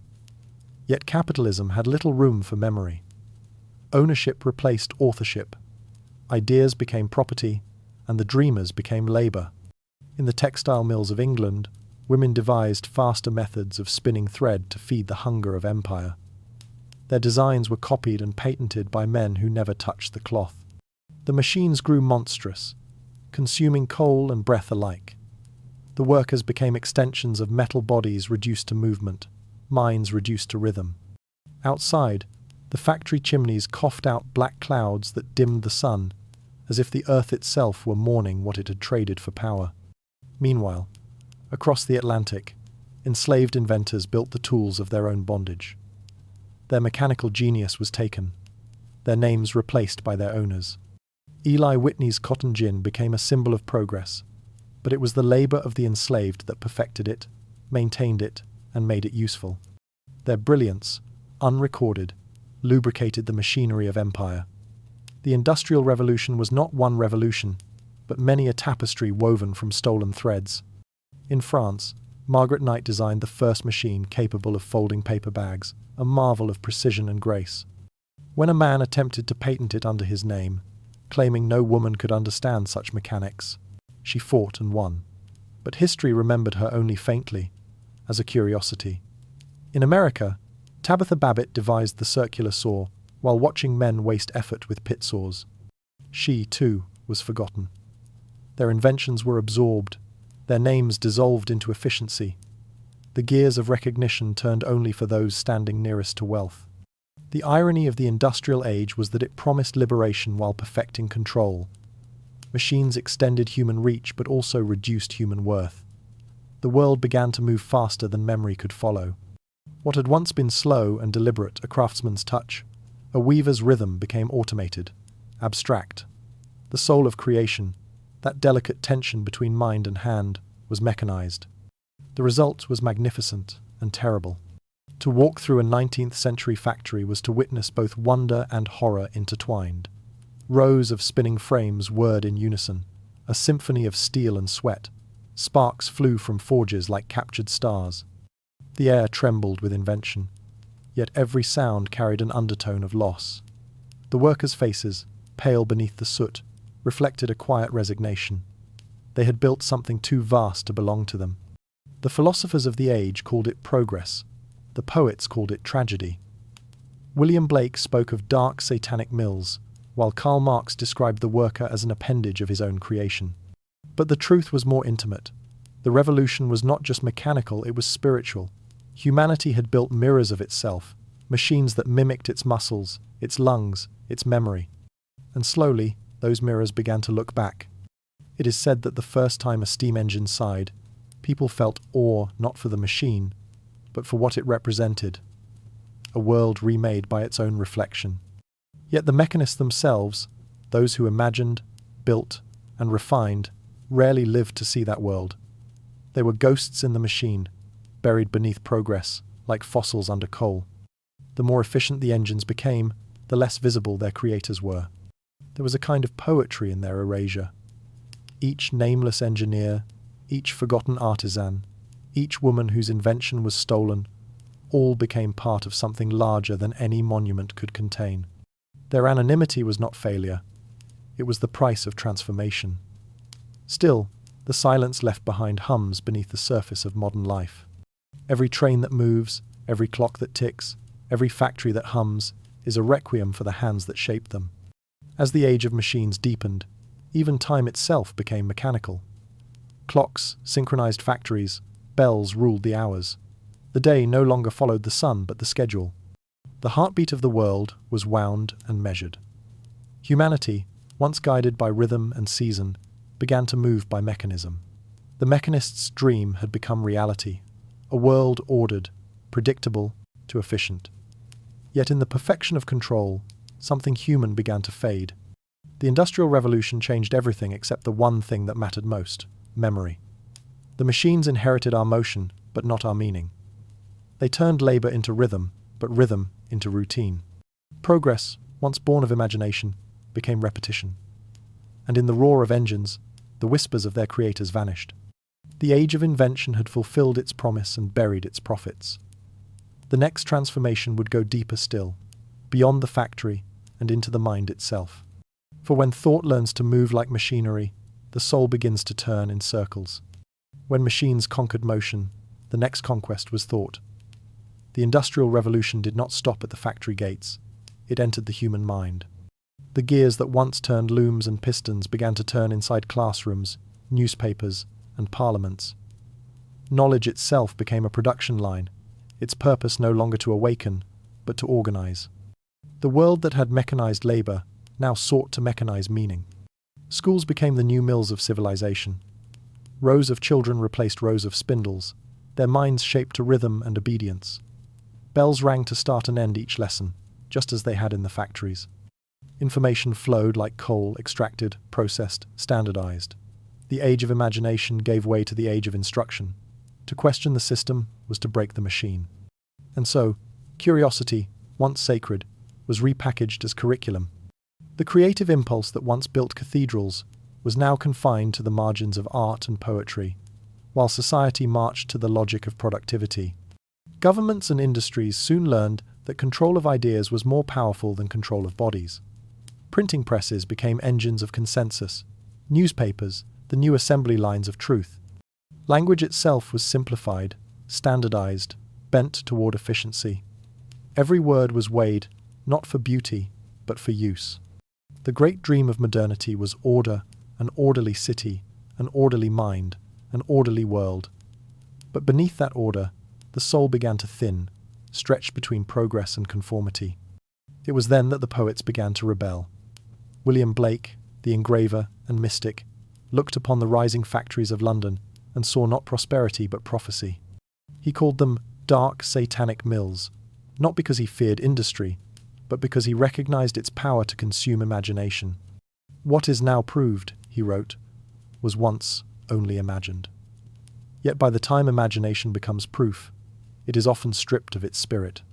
Blake stood on the edge of a new age and whispered warnings that few could hear, that the machine could build everything except wonder. Across the same century, another kind of dreamer emerged, one who saw possibility rather than despair in the marriage of logic and art.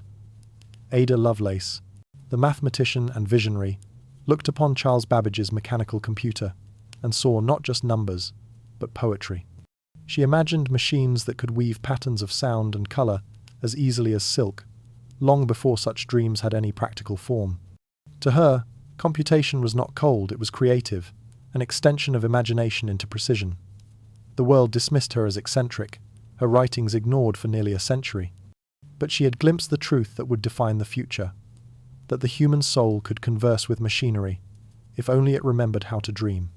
Between Blake's despair and Lovelace's vision stretched the entire spectrum of modern thought, from the fear of losing humanity to the hope of expanding it. Most minds, however, chose comfort over complexity. The world was changing too quickly, and conformity was easier to manage than chaos. Schools trained obedience, newspapers trained opinion, and factories trained desire. Even art began to serve the system. Paintings became commodities, books became markets, and ideas became brands. Humanity had built the first true factory of ideas, a machine not of metal but of belief. Propaganda was its finest product. Nations discovered that stories could mobilize millions more efficiently than armies. Ideologies spread like electricity, lighting minds with conviction, burning away doubt. Truth became measurable by repetition, say it often enough, and it became real. The same mechanisms that had synchronized engines now synchronized thought. The rhythm of progress was universal. Consume, produce, repeat.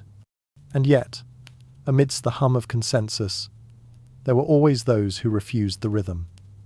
Artists painted dreams instead of factories. Philosophers wrote of conscience instead of commerce.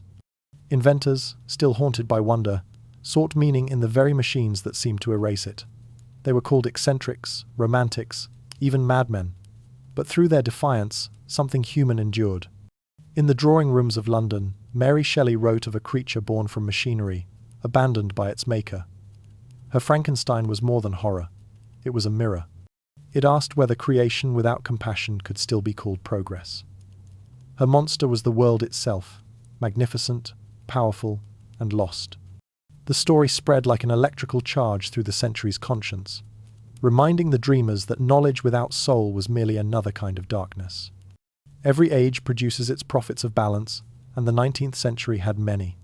John Ruskin, William Morris, and others spoke against the dehumanizing march of industry, calling for a return to craftsmanship, to the beauty of imperfection. Their words echoed Blake's vision. That art was not a luxury but a lifeline, the last thread connecting the mechanical to the divine. But few listened. The engines were too loud. When ideas became factories, the poets were the last craftsmen left. It was not only a lament, it was a warning. The factory of ideas, for all its brilliance, threatened to mass-produce minds that could no longer imagine anything truly new. The world grew rich in invention and poor in wonder. People could travel faster than ever, yet struggled to understand where they were going.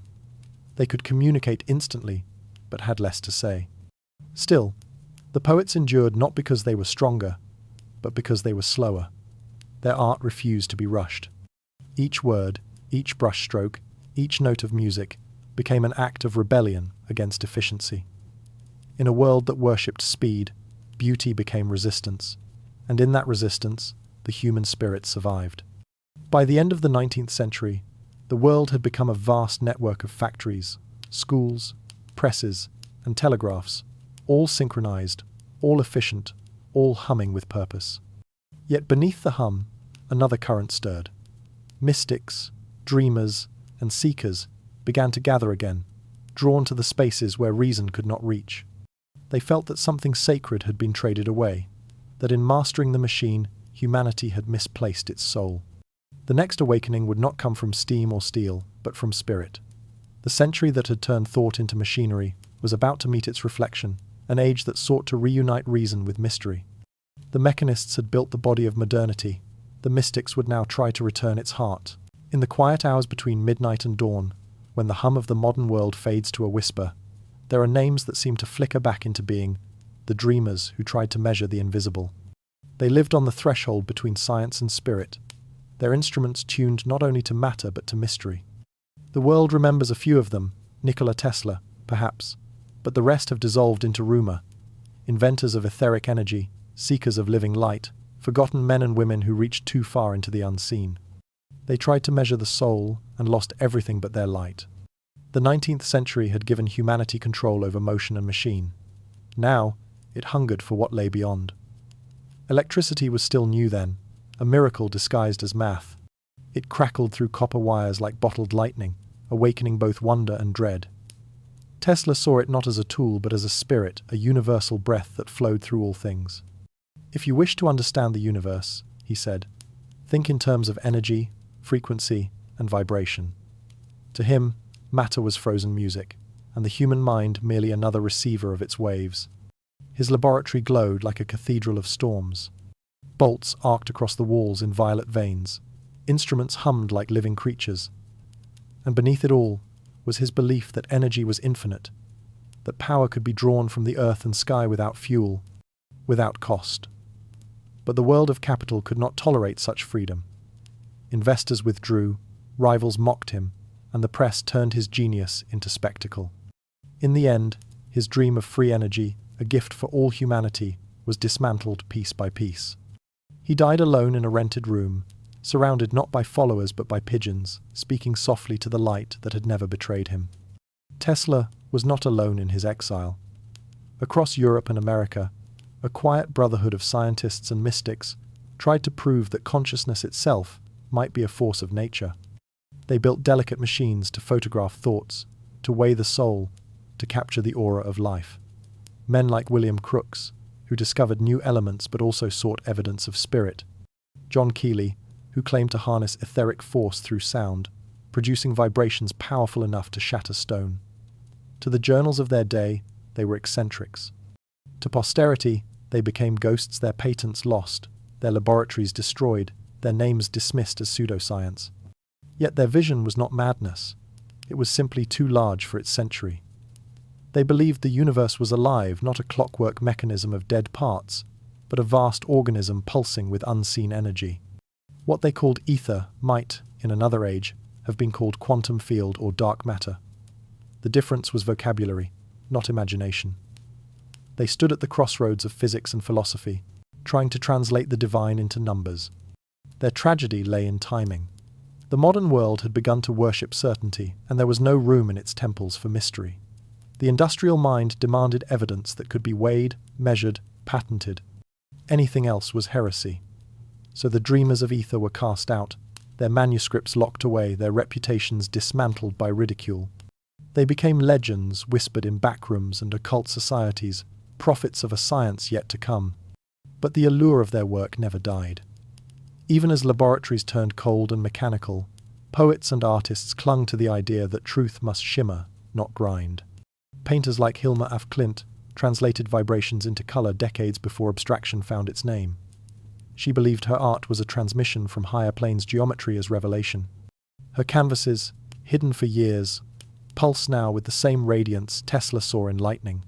Across disciplines, the secret scientists shared a single belief, that to separate reason from wonder was to amputate half of reality.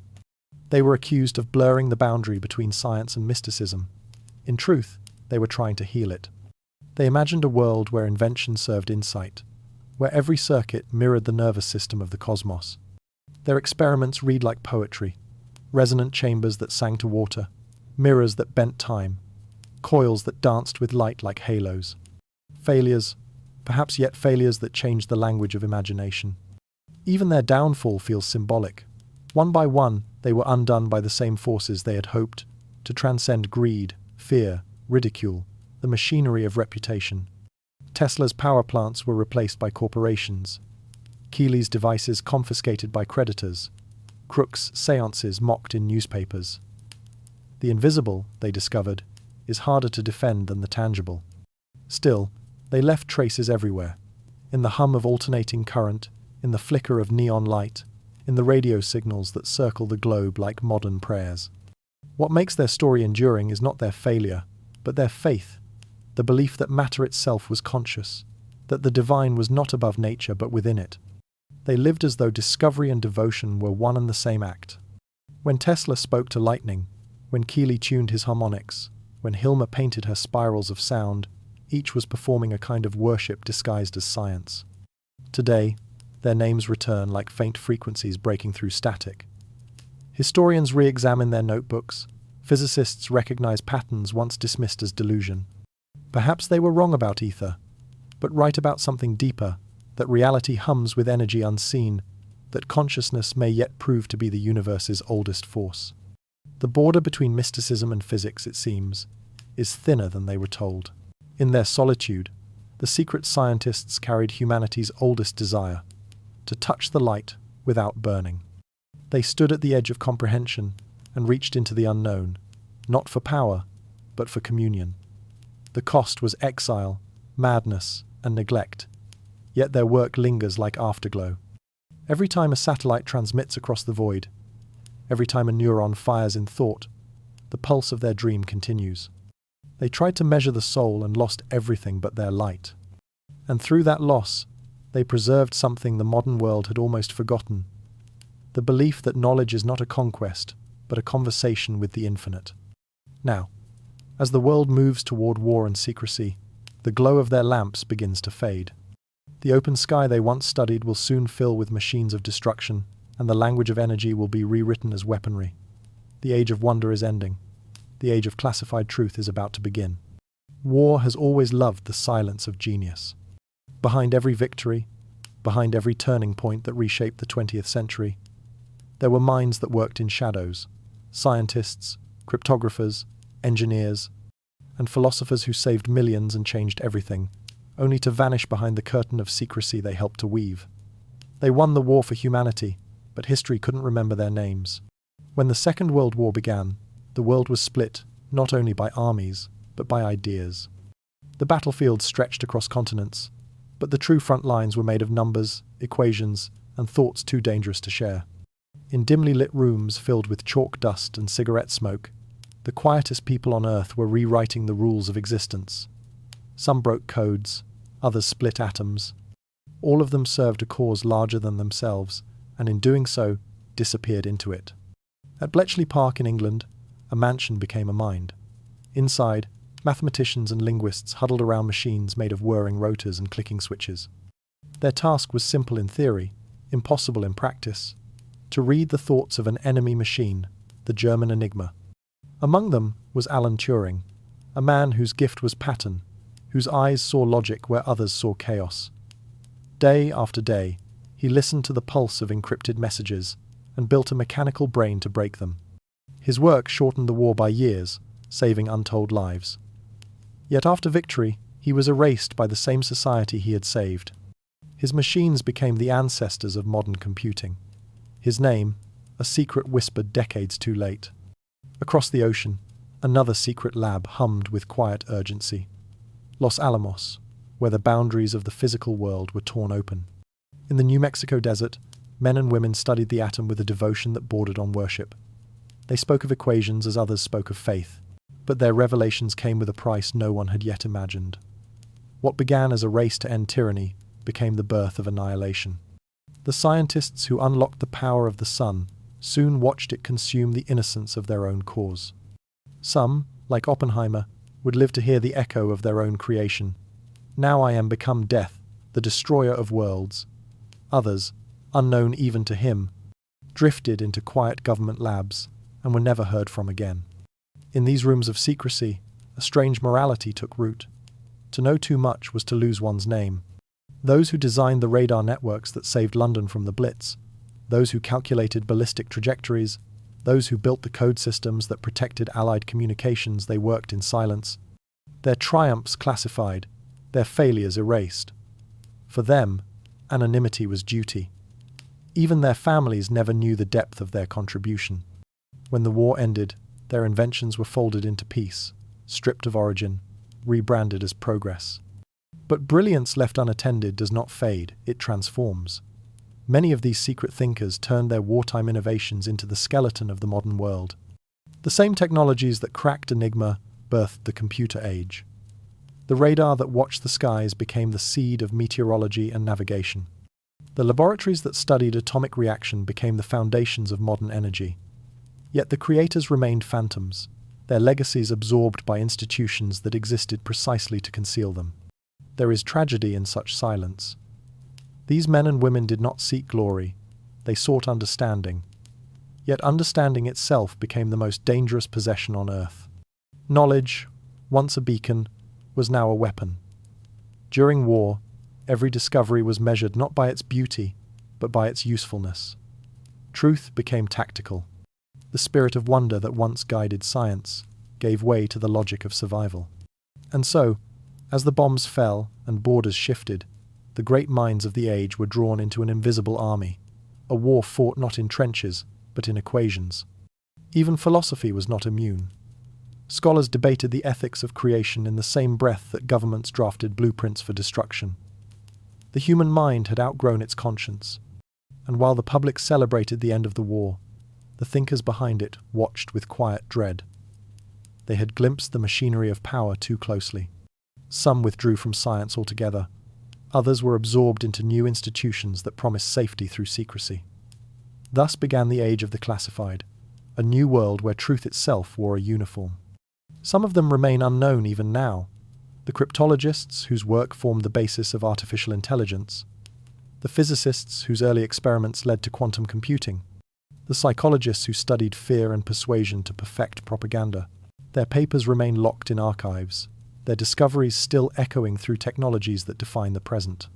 We live inside their inheritance, our devices, our networks, our weapons, all trace back to the war's invisible architects. They won the war for humanity, but history couldn't remember their names. Perhaps anonymity was the only victory they were allowed.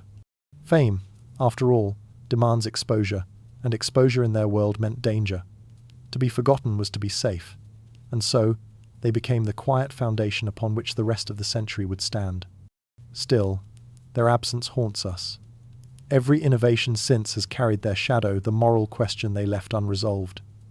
What happens when discovery outpaces wisdom? In that sense, the war never truly ended. It merely changed form.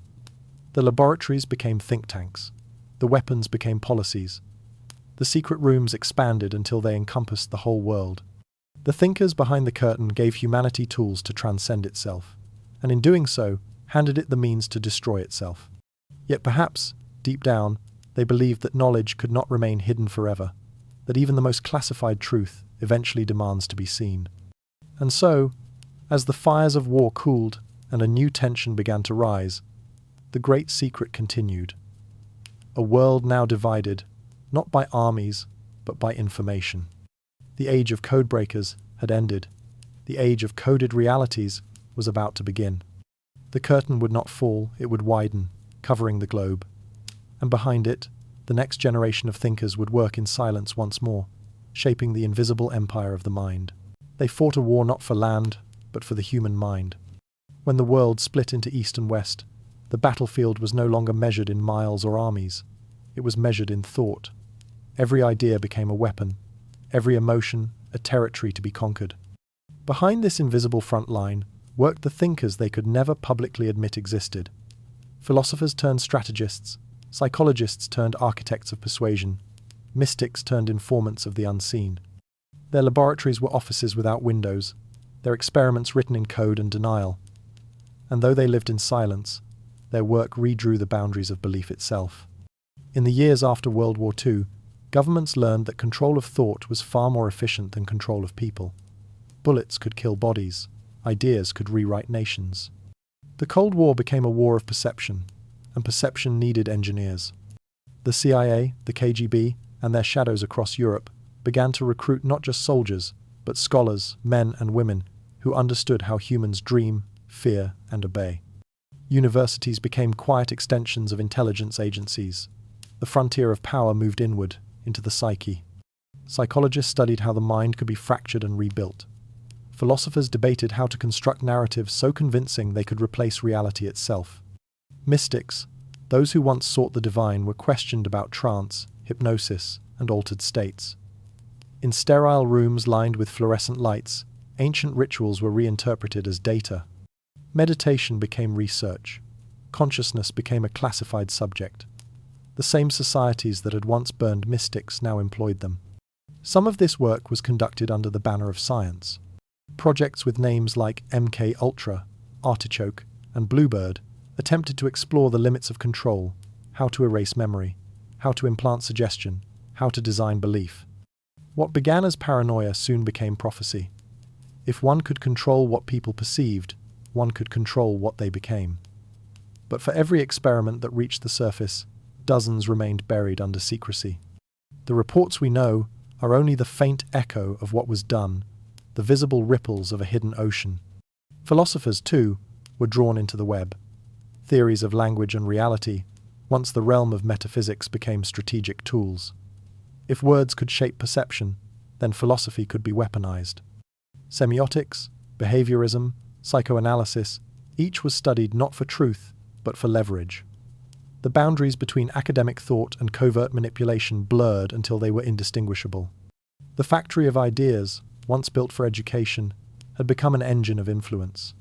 And yet, in the midst of secrecy, some participants believed they were still serving enlightenment. A few dreamed that their research might free humanity from ignorance or fear. They saw their work as a continuation of Tesla's dream, unlocking the hidden energies of the mind. But the institutions that funded them had other purposes. The moment their findings could be used, they ceased to belong to them. Minds were mapped, dissected, classified. The human psyche became state property. Rumors spread of experiments on dream control, of sound frequencies that could induce emotion, of drugs designed to dissolve the ego. Whether true or exaggerated, such stories reveal something deeper, that power no longer needed to command through violence, when it could whisper through suggestion. Whole populations could be guided without realizing they were being led. The modern world would call it advertising, diplomacy, media. But its origin was far darker. The study of belief as infrastructure. To understand this new battlefield, one must imagine a conversation that never happened, but was always occurring between philosopher and agent, between mystic and machine.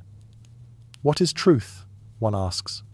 Whatever we can make them believe, the other answers. The tone is not cruel, just pragmatic. In this war of minds, morality was an antique luxury. The best manipulator was not the loudest, but the one invisible enough to become trusted. Some of these thinkers vanished by design. Their research was absorbed into larger institutions, their names struck from records. Others broke down under the weight of what they knew. A few resurfaced in countercultural movements, disguising confession as art. The poets who spoke of expanded consciousness, the musicians who layered frequencies to alter mood, the authors who wrote of paranoia and truth, many carried within them the echo of classified ideas leaking through the cracks. The underground became a mirror of the intelligence world it opposed. Both sought to shape minds, one through control, the other through liberation. They fought a war not for land, but for the human mind. The sentence feels too poetic to be true, yet history confirms it. Every propaganda poster, every broadcast, every speech was a frontline skirmish in a conflict that no one could see. The philosophers of persuasion, the psychologists of compliance, the mystics of vision, all were soldiers in a battle fought in silence. Their victories could never be announced, their defeats never recorded. And what of conscience? Did any of them realize what they had built? Some did. The later decades of their lives are filled with strange retractions, sudden disappearances, or works published under pseudonyms. One former psychologist wrote a novel about memory experiments that drove people mad. Another spent his remaining years translating Sufi poetry, as if to balance a life of control with one of surrender. The closer they came to understanding the mind, the more they seemed haunted by what they had done to it. In their hands, thought had become both key and weapon, a substance to be mined, refined, and deployed. The dream of the Enlightenment, to free the human spirit through reason, had been inverted. Reason itself was now the instrument of control. The same mechanisms that once taught curiosity now taught compliance. Truth was no longer discovered, it was manufactured. Still, beneath the layers of secrecy, something ancient stirred the same paradox that had haunted every age, that to know consciousness is to risk destroying it. The thinkers behind the curtain of the Cold War learned this the hard way.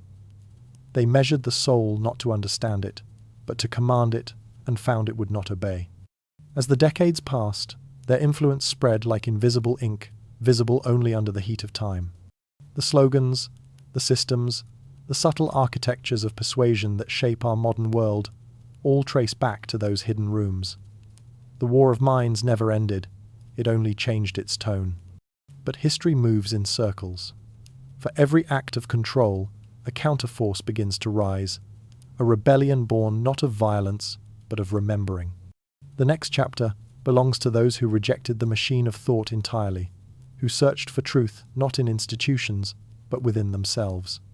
The hidden architects of control would unknowingly create their own undoing the counterculture of rediscovery. The wisdom they buried returned wearing the mask of rebellion. In the restless decades after the Cold War's secret wars of the mind, something unexpected began to bloom. The very control systems built to shape human thought began to unravel, not through revolution, but through remembering. The 1,960 seconds and 1,970 seconds were not only an age of protest and sound, they were an age of rediscovery. Across cities and continents, fragments of forbidden knowledge, long suppressed or forgotten, resurfaced like ancient seeds breaking through concrete. Meditation reappeared as therapy. Alchemy was renamed psychology. The mysteries once hidden in monasteries returned in paperback form, whispered through rock lyrics, painted on posters glowing under black light. History, it seemed, was beginning to dream of itself again. After a century of machinery and war, the human spirit turned inward. Scientists had measured every atom, conquered the skies, and touched the moon. Yet something essential felt missing. The old philosophies that had once offered cosmic belonging were gone, replaced by efficiency and economics. Into this vacuum poured the voices of forgotten teachers, the mystics of India and Tibet, the hermetics of Egypt, the alchemists and poets once dismissed as mad. They returned not as authorities but as echoes. The West, starved of wonder, mistook them for novelty, unaware it was hearing its own buried past. College students chanted mantras in dorm rooms without knowing their roots stretched back thousands of years. Psychologists studied altered consciousness, calling it expanded perception. Musicians experimented with sound as if rediscovering the harmonics of Pythagoras. Everywhere, the air shimmered with rediscovery disguised as trend. Meditation, once a monastic vow, became a cultural experiment. Psychedelics, long used by shamans to traverse the spirit world, were now tested in laboratories and sung about on vinyl. The same society that once sought to suppress mysticism now consumed it as liberation. In the shadow of governments that had tried to command thought, a generation sought to free it.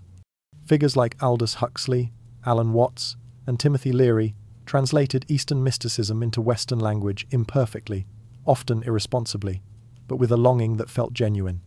They spoke of consciousness as the last frontier, the only undiscovered territory left to explore. Universities that once served as instruments of control became playgrounds for transcendence. What had been secret meditation, mantra, alchemy of the self, became fashionable. Yet beneath the music and colour, the same ancient truth stirred. That knowledge, to live, must keep moving between the forbidden and the found. In San Francisco lofts and Himalayan ashrams, the lineage of the hidden schools quietly reawakened. Theosophists and mystics who had preserved fragments of lost teachings now saw their philosophies reborn in new forms. The alchemical great work resurfaced as the psychology of transformation. The Buddhist notion of emptiness became the existentialist search for meaning. Even physics, chasing the mysteries of quantum entanglement, began to sound like mysticism spoken through mathematics. Once again, the walls between science and spirit trembled. But every renaissance carries its shadow. As ancient practices entered the modern market, their sacred depth often thinned into fashion. Meditation became productivity, yoga became posture. LSD, once a key to introspection, became entertainment. What had survived centuries of secrecy now risked dissolving in exposure. The hidden schools had not expected fame. Their power had always depended on quiet devotion. And yet, even diluted, their presence softened the centuries' hard edges. The mechanical age had met its antidote, the rediscovery of the inner world. Behind the public spectacle, however, The deeper current remained the quiet migration of ideas across borders and generations. In monasteries, aging lamas taught Western scientists the mathematics of mind. In bookstores, translations of forgotten texts sold beside political manifestos. The ancient and the modern stood side by side, each half complete without the other. It was as if history itself had realized what it had lost and was reaching backward in apology. There was a kind of melancholy to this awakening. Many who sought enlightenment did so through noise festivals, communes, movements, all chasing a silence they could not name. The mystical became cultural currency, its symbols printed on album covers and protest banners. Yet for all its excess, this rediscovery was sincere. Beneath the slogans and psychedelia lay a collective ache for something real, something unmeasured. The hidden schools had always taught that the universe was alive and conscious. Now, amid television and neon, humanity was finally ready to listen again. They said the age of Aquarius had arrived, one poet wrote, but it was only the past returning in disguise. Indeed, what looked like rebellion was remembrance. The chants, the crystals, the sudden fascination with energy and light, all of it echoed the teachings that ancient priests and scientists had whispered, before empire silenced them. The seekers of the 1,970 seconds were walking paths first traced in Sumer, Alexandria, and Timbuktu, though they did not know it. History forgets and then remembers. There were scholars, too, who tried to bridge the two worlds with rigor instead of rhetoric. Physicists like David Bohm and biologists like Rupert Sheldrake began asking questions that sounded almost mystical. Could consciousness influence matter? Was nature itself intelligent? Their ideas, though controversial, hinted that the boundaries between ancient intuition and modern science were thinner than we had dared to believe. Once again, the pattern-repeated vision dismissed as heresy, later rediscovered as truth. By the late 1,970 seconds, the great wave of rediscovery began to settle. What had started as rebellion became absorption. Meditation entered clinics. Eastern philosophy entered universities. The counterculture matured into culture. The hidden knowledge, having survived through secrecy, now risked dissolving through acceptance. Yet perhaps that was its destiny, to circulate endlessly between the forbidden and the familiar, always vanishing, always returning. The sages of old had said that wisdom was not meant to be owned, only remembered. And so the cycle continued. Each age buries its mystics, then exhumes them when reason grows tired. The 60s were not an awakening, but a rehearsal, a reminder that beneath every empire, every ideology, lies an ancient hum, waiting for someone to listen. The world moved forward, glittering and uncertain. The machines grew smaller, the voices louder, the silence harder to find. But beneath the noise, the hidden schools still lived not in temples, but in minds. They had traded secrecy for survival, and in doing so, had returned to where they began. Inside the quiet heart of humanity, waiting for remembrance. The wisdom they buried had indeed returned, not as scripture, but as rhythm, not as doctrine, but as longing. And as the 20th century approached its end, a new kind of forgetting began. Digital, global, unstoppable. The next chapter would not burn libraries or ban books. It would drown knowledge in abundance, an amnesia of infinite information. We've built a new library of Alexandria, and we're burning it every day. In this strange new century, humanity has achieved what ancient dreamers could never imagine. A memory that never fades. Every word, every image, every whisper ever spoken online floats somewhere in invisible archives of glass and light. The internet, our digital ocean, holds everything, every secret, every confession, every map of thought. For the first time in history, forgetting has become almost impossible. And yet, paradoxically, we have never been so lost. In the age of infinite memory, we are drowning in remembrance. It began, as all empires of knowledge do, with wonder.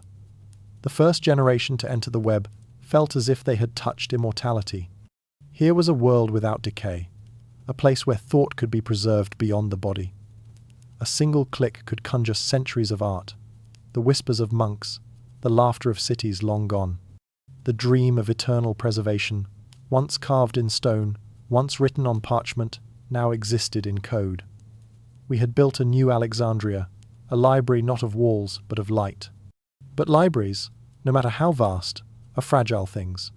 The old one burned in flame, the new one burns in distraction.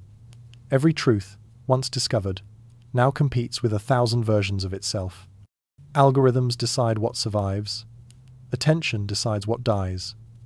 We scroll through the ruins of our own making, mistaking access for understanding, speed for wisdom. We have remembered everything except how to care for what we remember. The internet promised eternity, but delivered noise. Information, once sacred, multiplied faster than meaning could follow.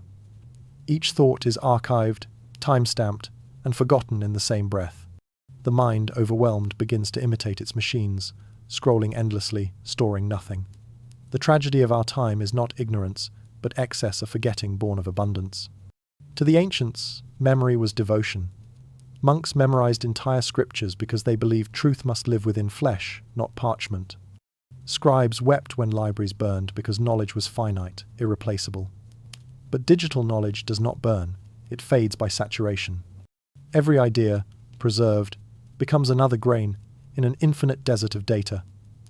We wander through it like pilgrims who have lost their map, surrounded by everything, unable to find anything. The poet's voice, the philosopher's thought, the fragile testimony of those who once dreamed, all now buried under the noise of immediacy. The archive no longer humbles us, it numbs us. We no longer read to remember, but to refresh. Each moment replaces the last, before meaning can take root. The screen glows with the promise of eternity, yet erases depth through speed. Our attention, divided and exhausted, has become the new fire. And still, there is something hauntingly beautiful about it.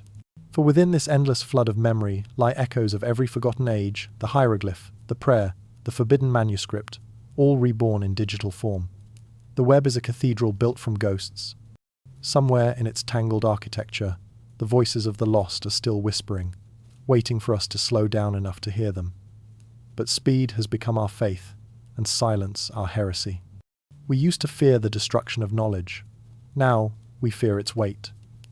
The human brain, once a sanctuary of reflection, is now a relay station for endless signals. We no longer think to remember. We remember to post. Our identities are written and rewritten in pixels, each version preserved forever, even as we change. The result is a strange kind of immortality, one that traps us in our past selves. The internet remembers what the soul tries to forget. Somewhere, in the depths of this digital labyrinth, wisdom still glows like an ember. It lives in the long essays few finish reading, the quiet videos that calm instead of provoke, the digital monasteries of those who still choose slowness. But these are rare, hidden sanctuaries, the modern equivalent of candlelit scriptoria, scattered among the servers and screens.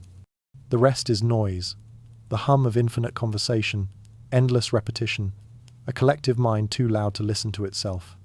We once thought technology would free us from forgetting. Instead, it has freed us from remembering meaningfully. When every fact is at our fingertips, we stop reaching inward. The memory we have built is total, but it is not alive. True memory, like true knowledge, must be carried, not merely stored. It must weigh something. We've built a new Library of Alexandria, and we're burning it every day. Not with flame, but with apathy, with the scroll, the click, the endless forward motion that leaves understanding behind. The greatest danger to knowledge was never destruction, but distraction. The ancient fire consumed what people cherished. The modern fire consumes what they ignore. And yet, the cycle continues. For even now, within the noise, something stirs a quiet longing for meaning, for the stillness that once made thought sacred. The more we are surrounded by everything, the more we ache for silence. The machines remember endlessly, but only the human mind can remember wisely. Perhaps this too is part of the pattern. History forgets, and then remembers not through data, but through desire. One day, when the noise finally exhausts itself, humanity will rediscover the gift that built every age of wisdom, the ability to listen, to pause, to let meaning settle. For now, the digital sea continues to rise.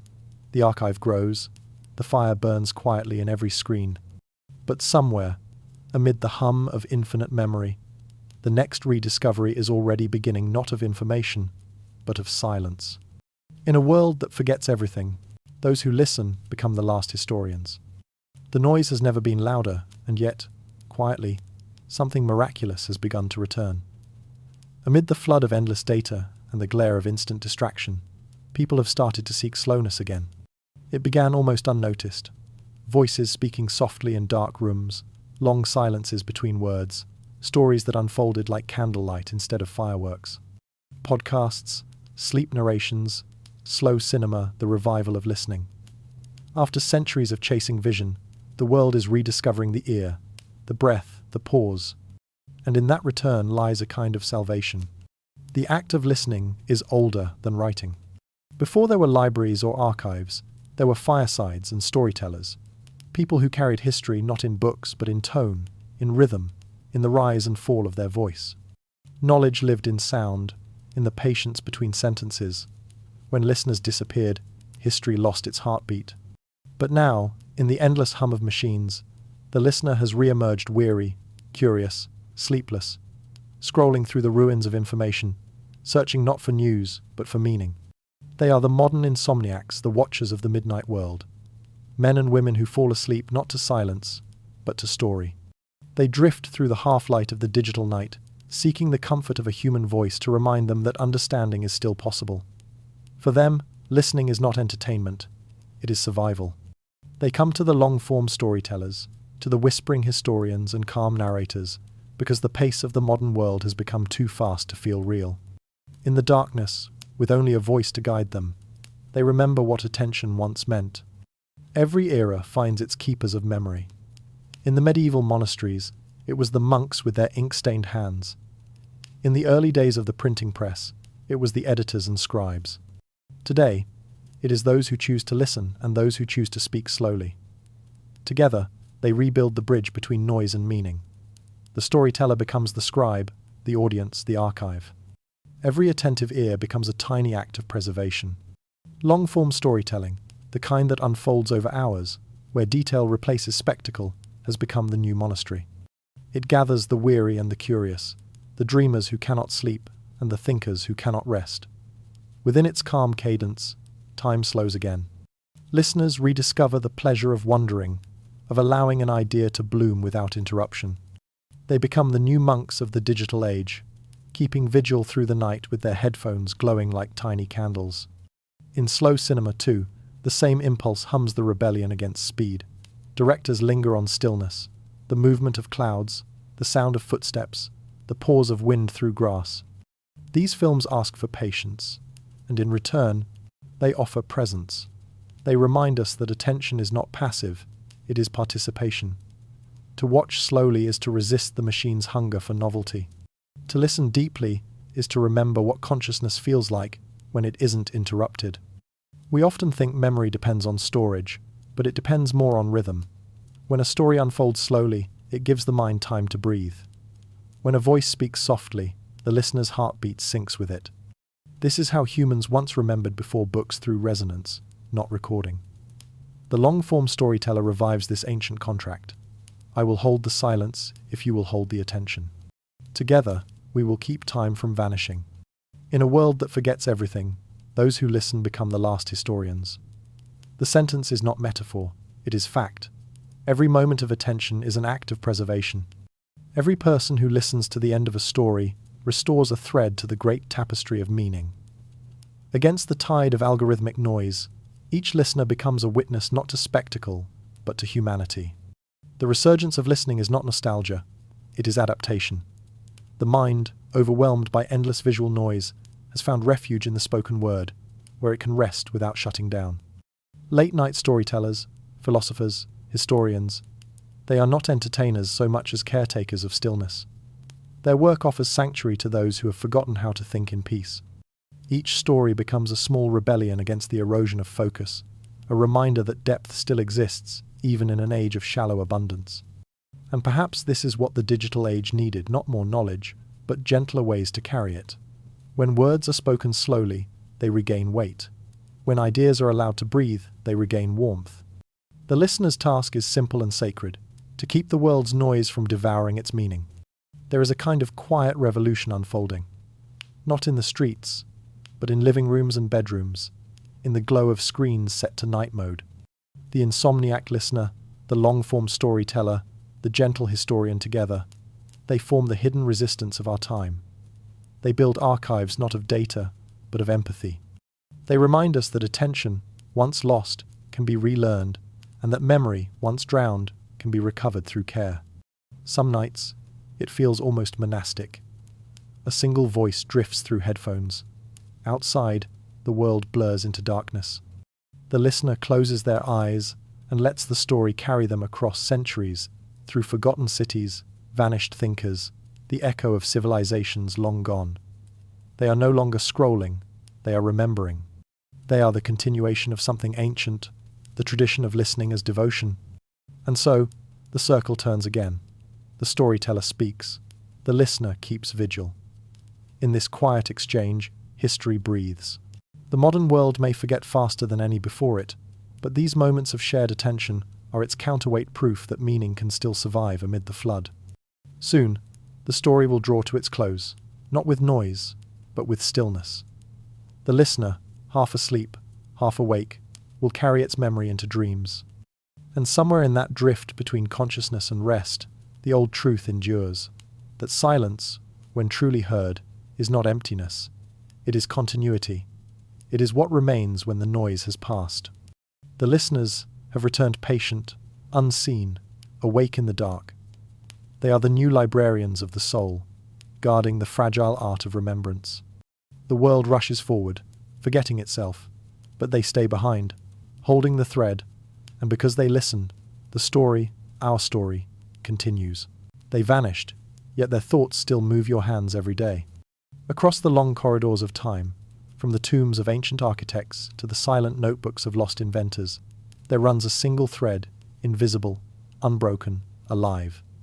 It is the hidden pulse of human thought, the current that binds every forgotten genius to the world they helped create. Names fade, monuments crumble, books decay, yet their ideas persist, woven into the fabric of daily life. The thinkers we forgot did not vanish. They transformed. Their work continues through us, moving quietly beneath the surface of everything we touch. Consider the first architect, Imhotep, who dreamed of stone arranged to touch the heavens. His temples were not only structures but prayers, blueprints for eternity. He is long gone, his face erased from history's marble, but his vision remains in every column, every skyline, every attempt to make matter reach upward toward light. Every building that stands against gravity carries the whisper of his design. His immortality is not carved in his name, but in the instinct that tells us to build higher. Then comes Archytas, whose wooden bird took flight centuries before wings were understood. His name, too, nearly disappeared. But his principle, that motion obeys harmony, lives in every aircraft, every engine, every rhythm of motion. The air we command today still carries the echo of his impossible dream. He taught the world that thought could lift matter, that imagination could defy the weight of the world. That lesson, not his biography, is what endures. Roger Bacon, copying forbidden manuscripts by candlelight, foresaw machines that could move without beasts, glasses that could reveal the stars, knowledge that could heal instead of wound. His monastery is dust, his manuscripts scattered, yet the world he imagined has become the one we live in.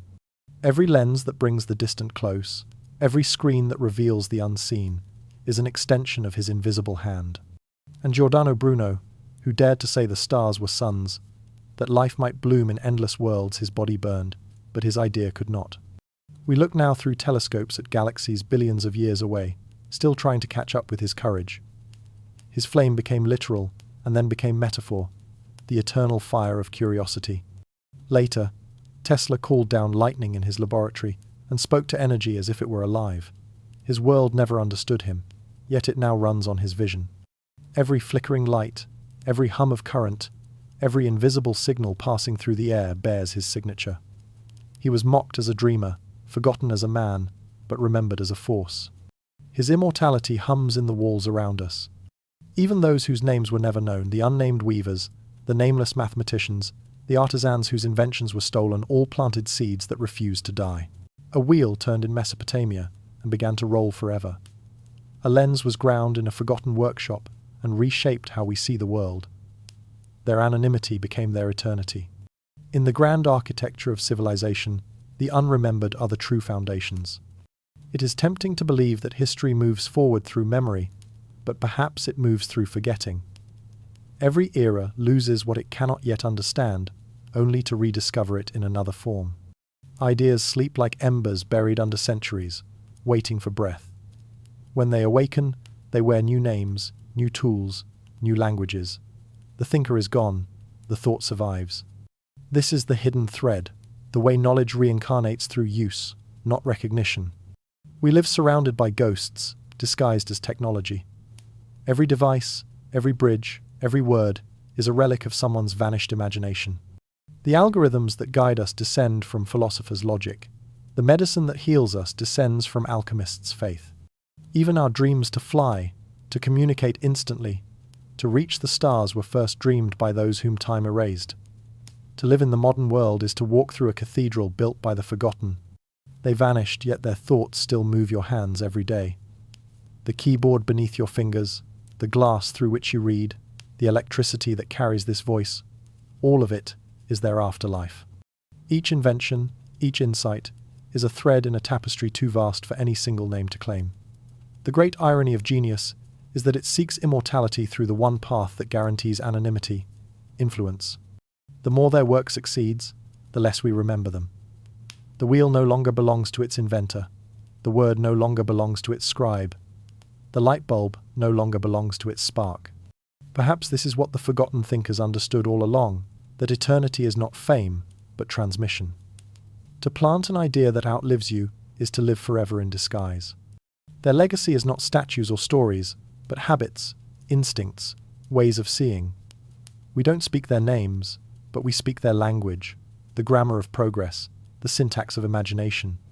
They are the authors of the unseen text beneath our daily lives. If history is a body, then their ideas are its pulse. You can feel it everywhere if you listen. In the hum of a train, in the glow of a screen, in the silence before sleep, when thought still flickers like an old machine that refuses to turn off. The forgotten ones are not gone. They are simply distributed, diffused into the circuitry of existence. Their absence is presence, stretched thin across everything. And maybe that is the gentlest truth this long journey can offer. That being remembered is not the same as being immortal. Names fade because they are human. Influence endures because it becomes universal. Imhotep is no longer a man, he is architecture. Bruno is no longer a martyr, he is curiosity. Tesla is no longer a recluse, he is light.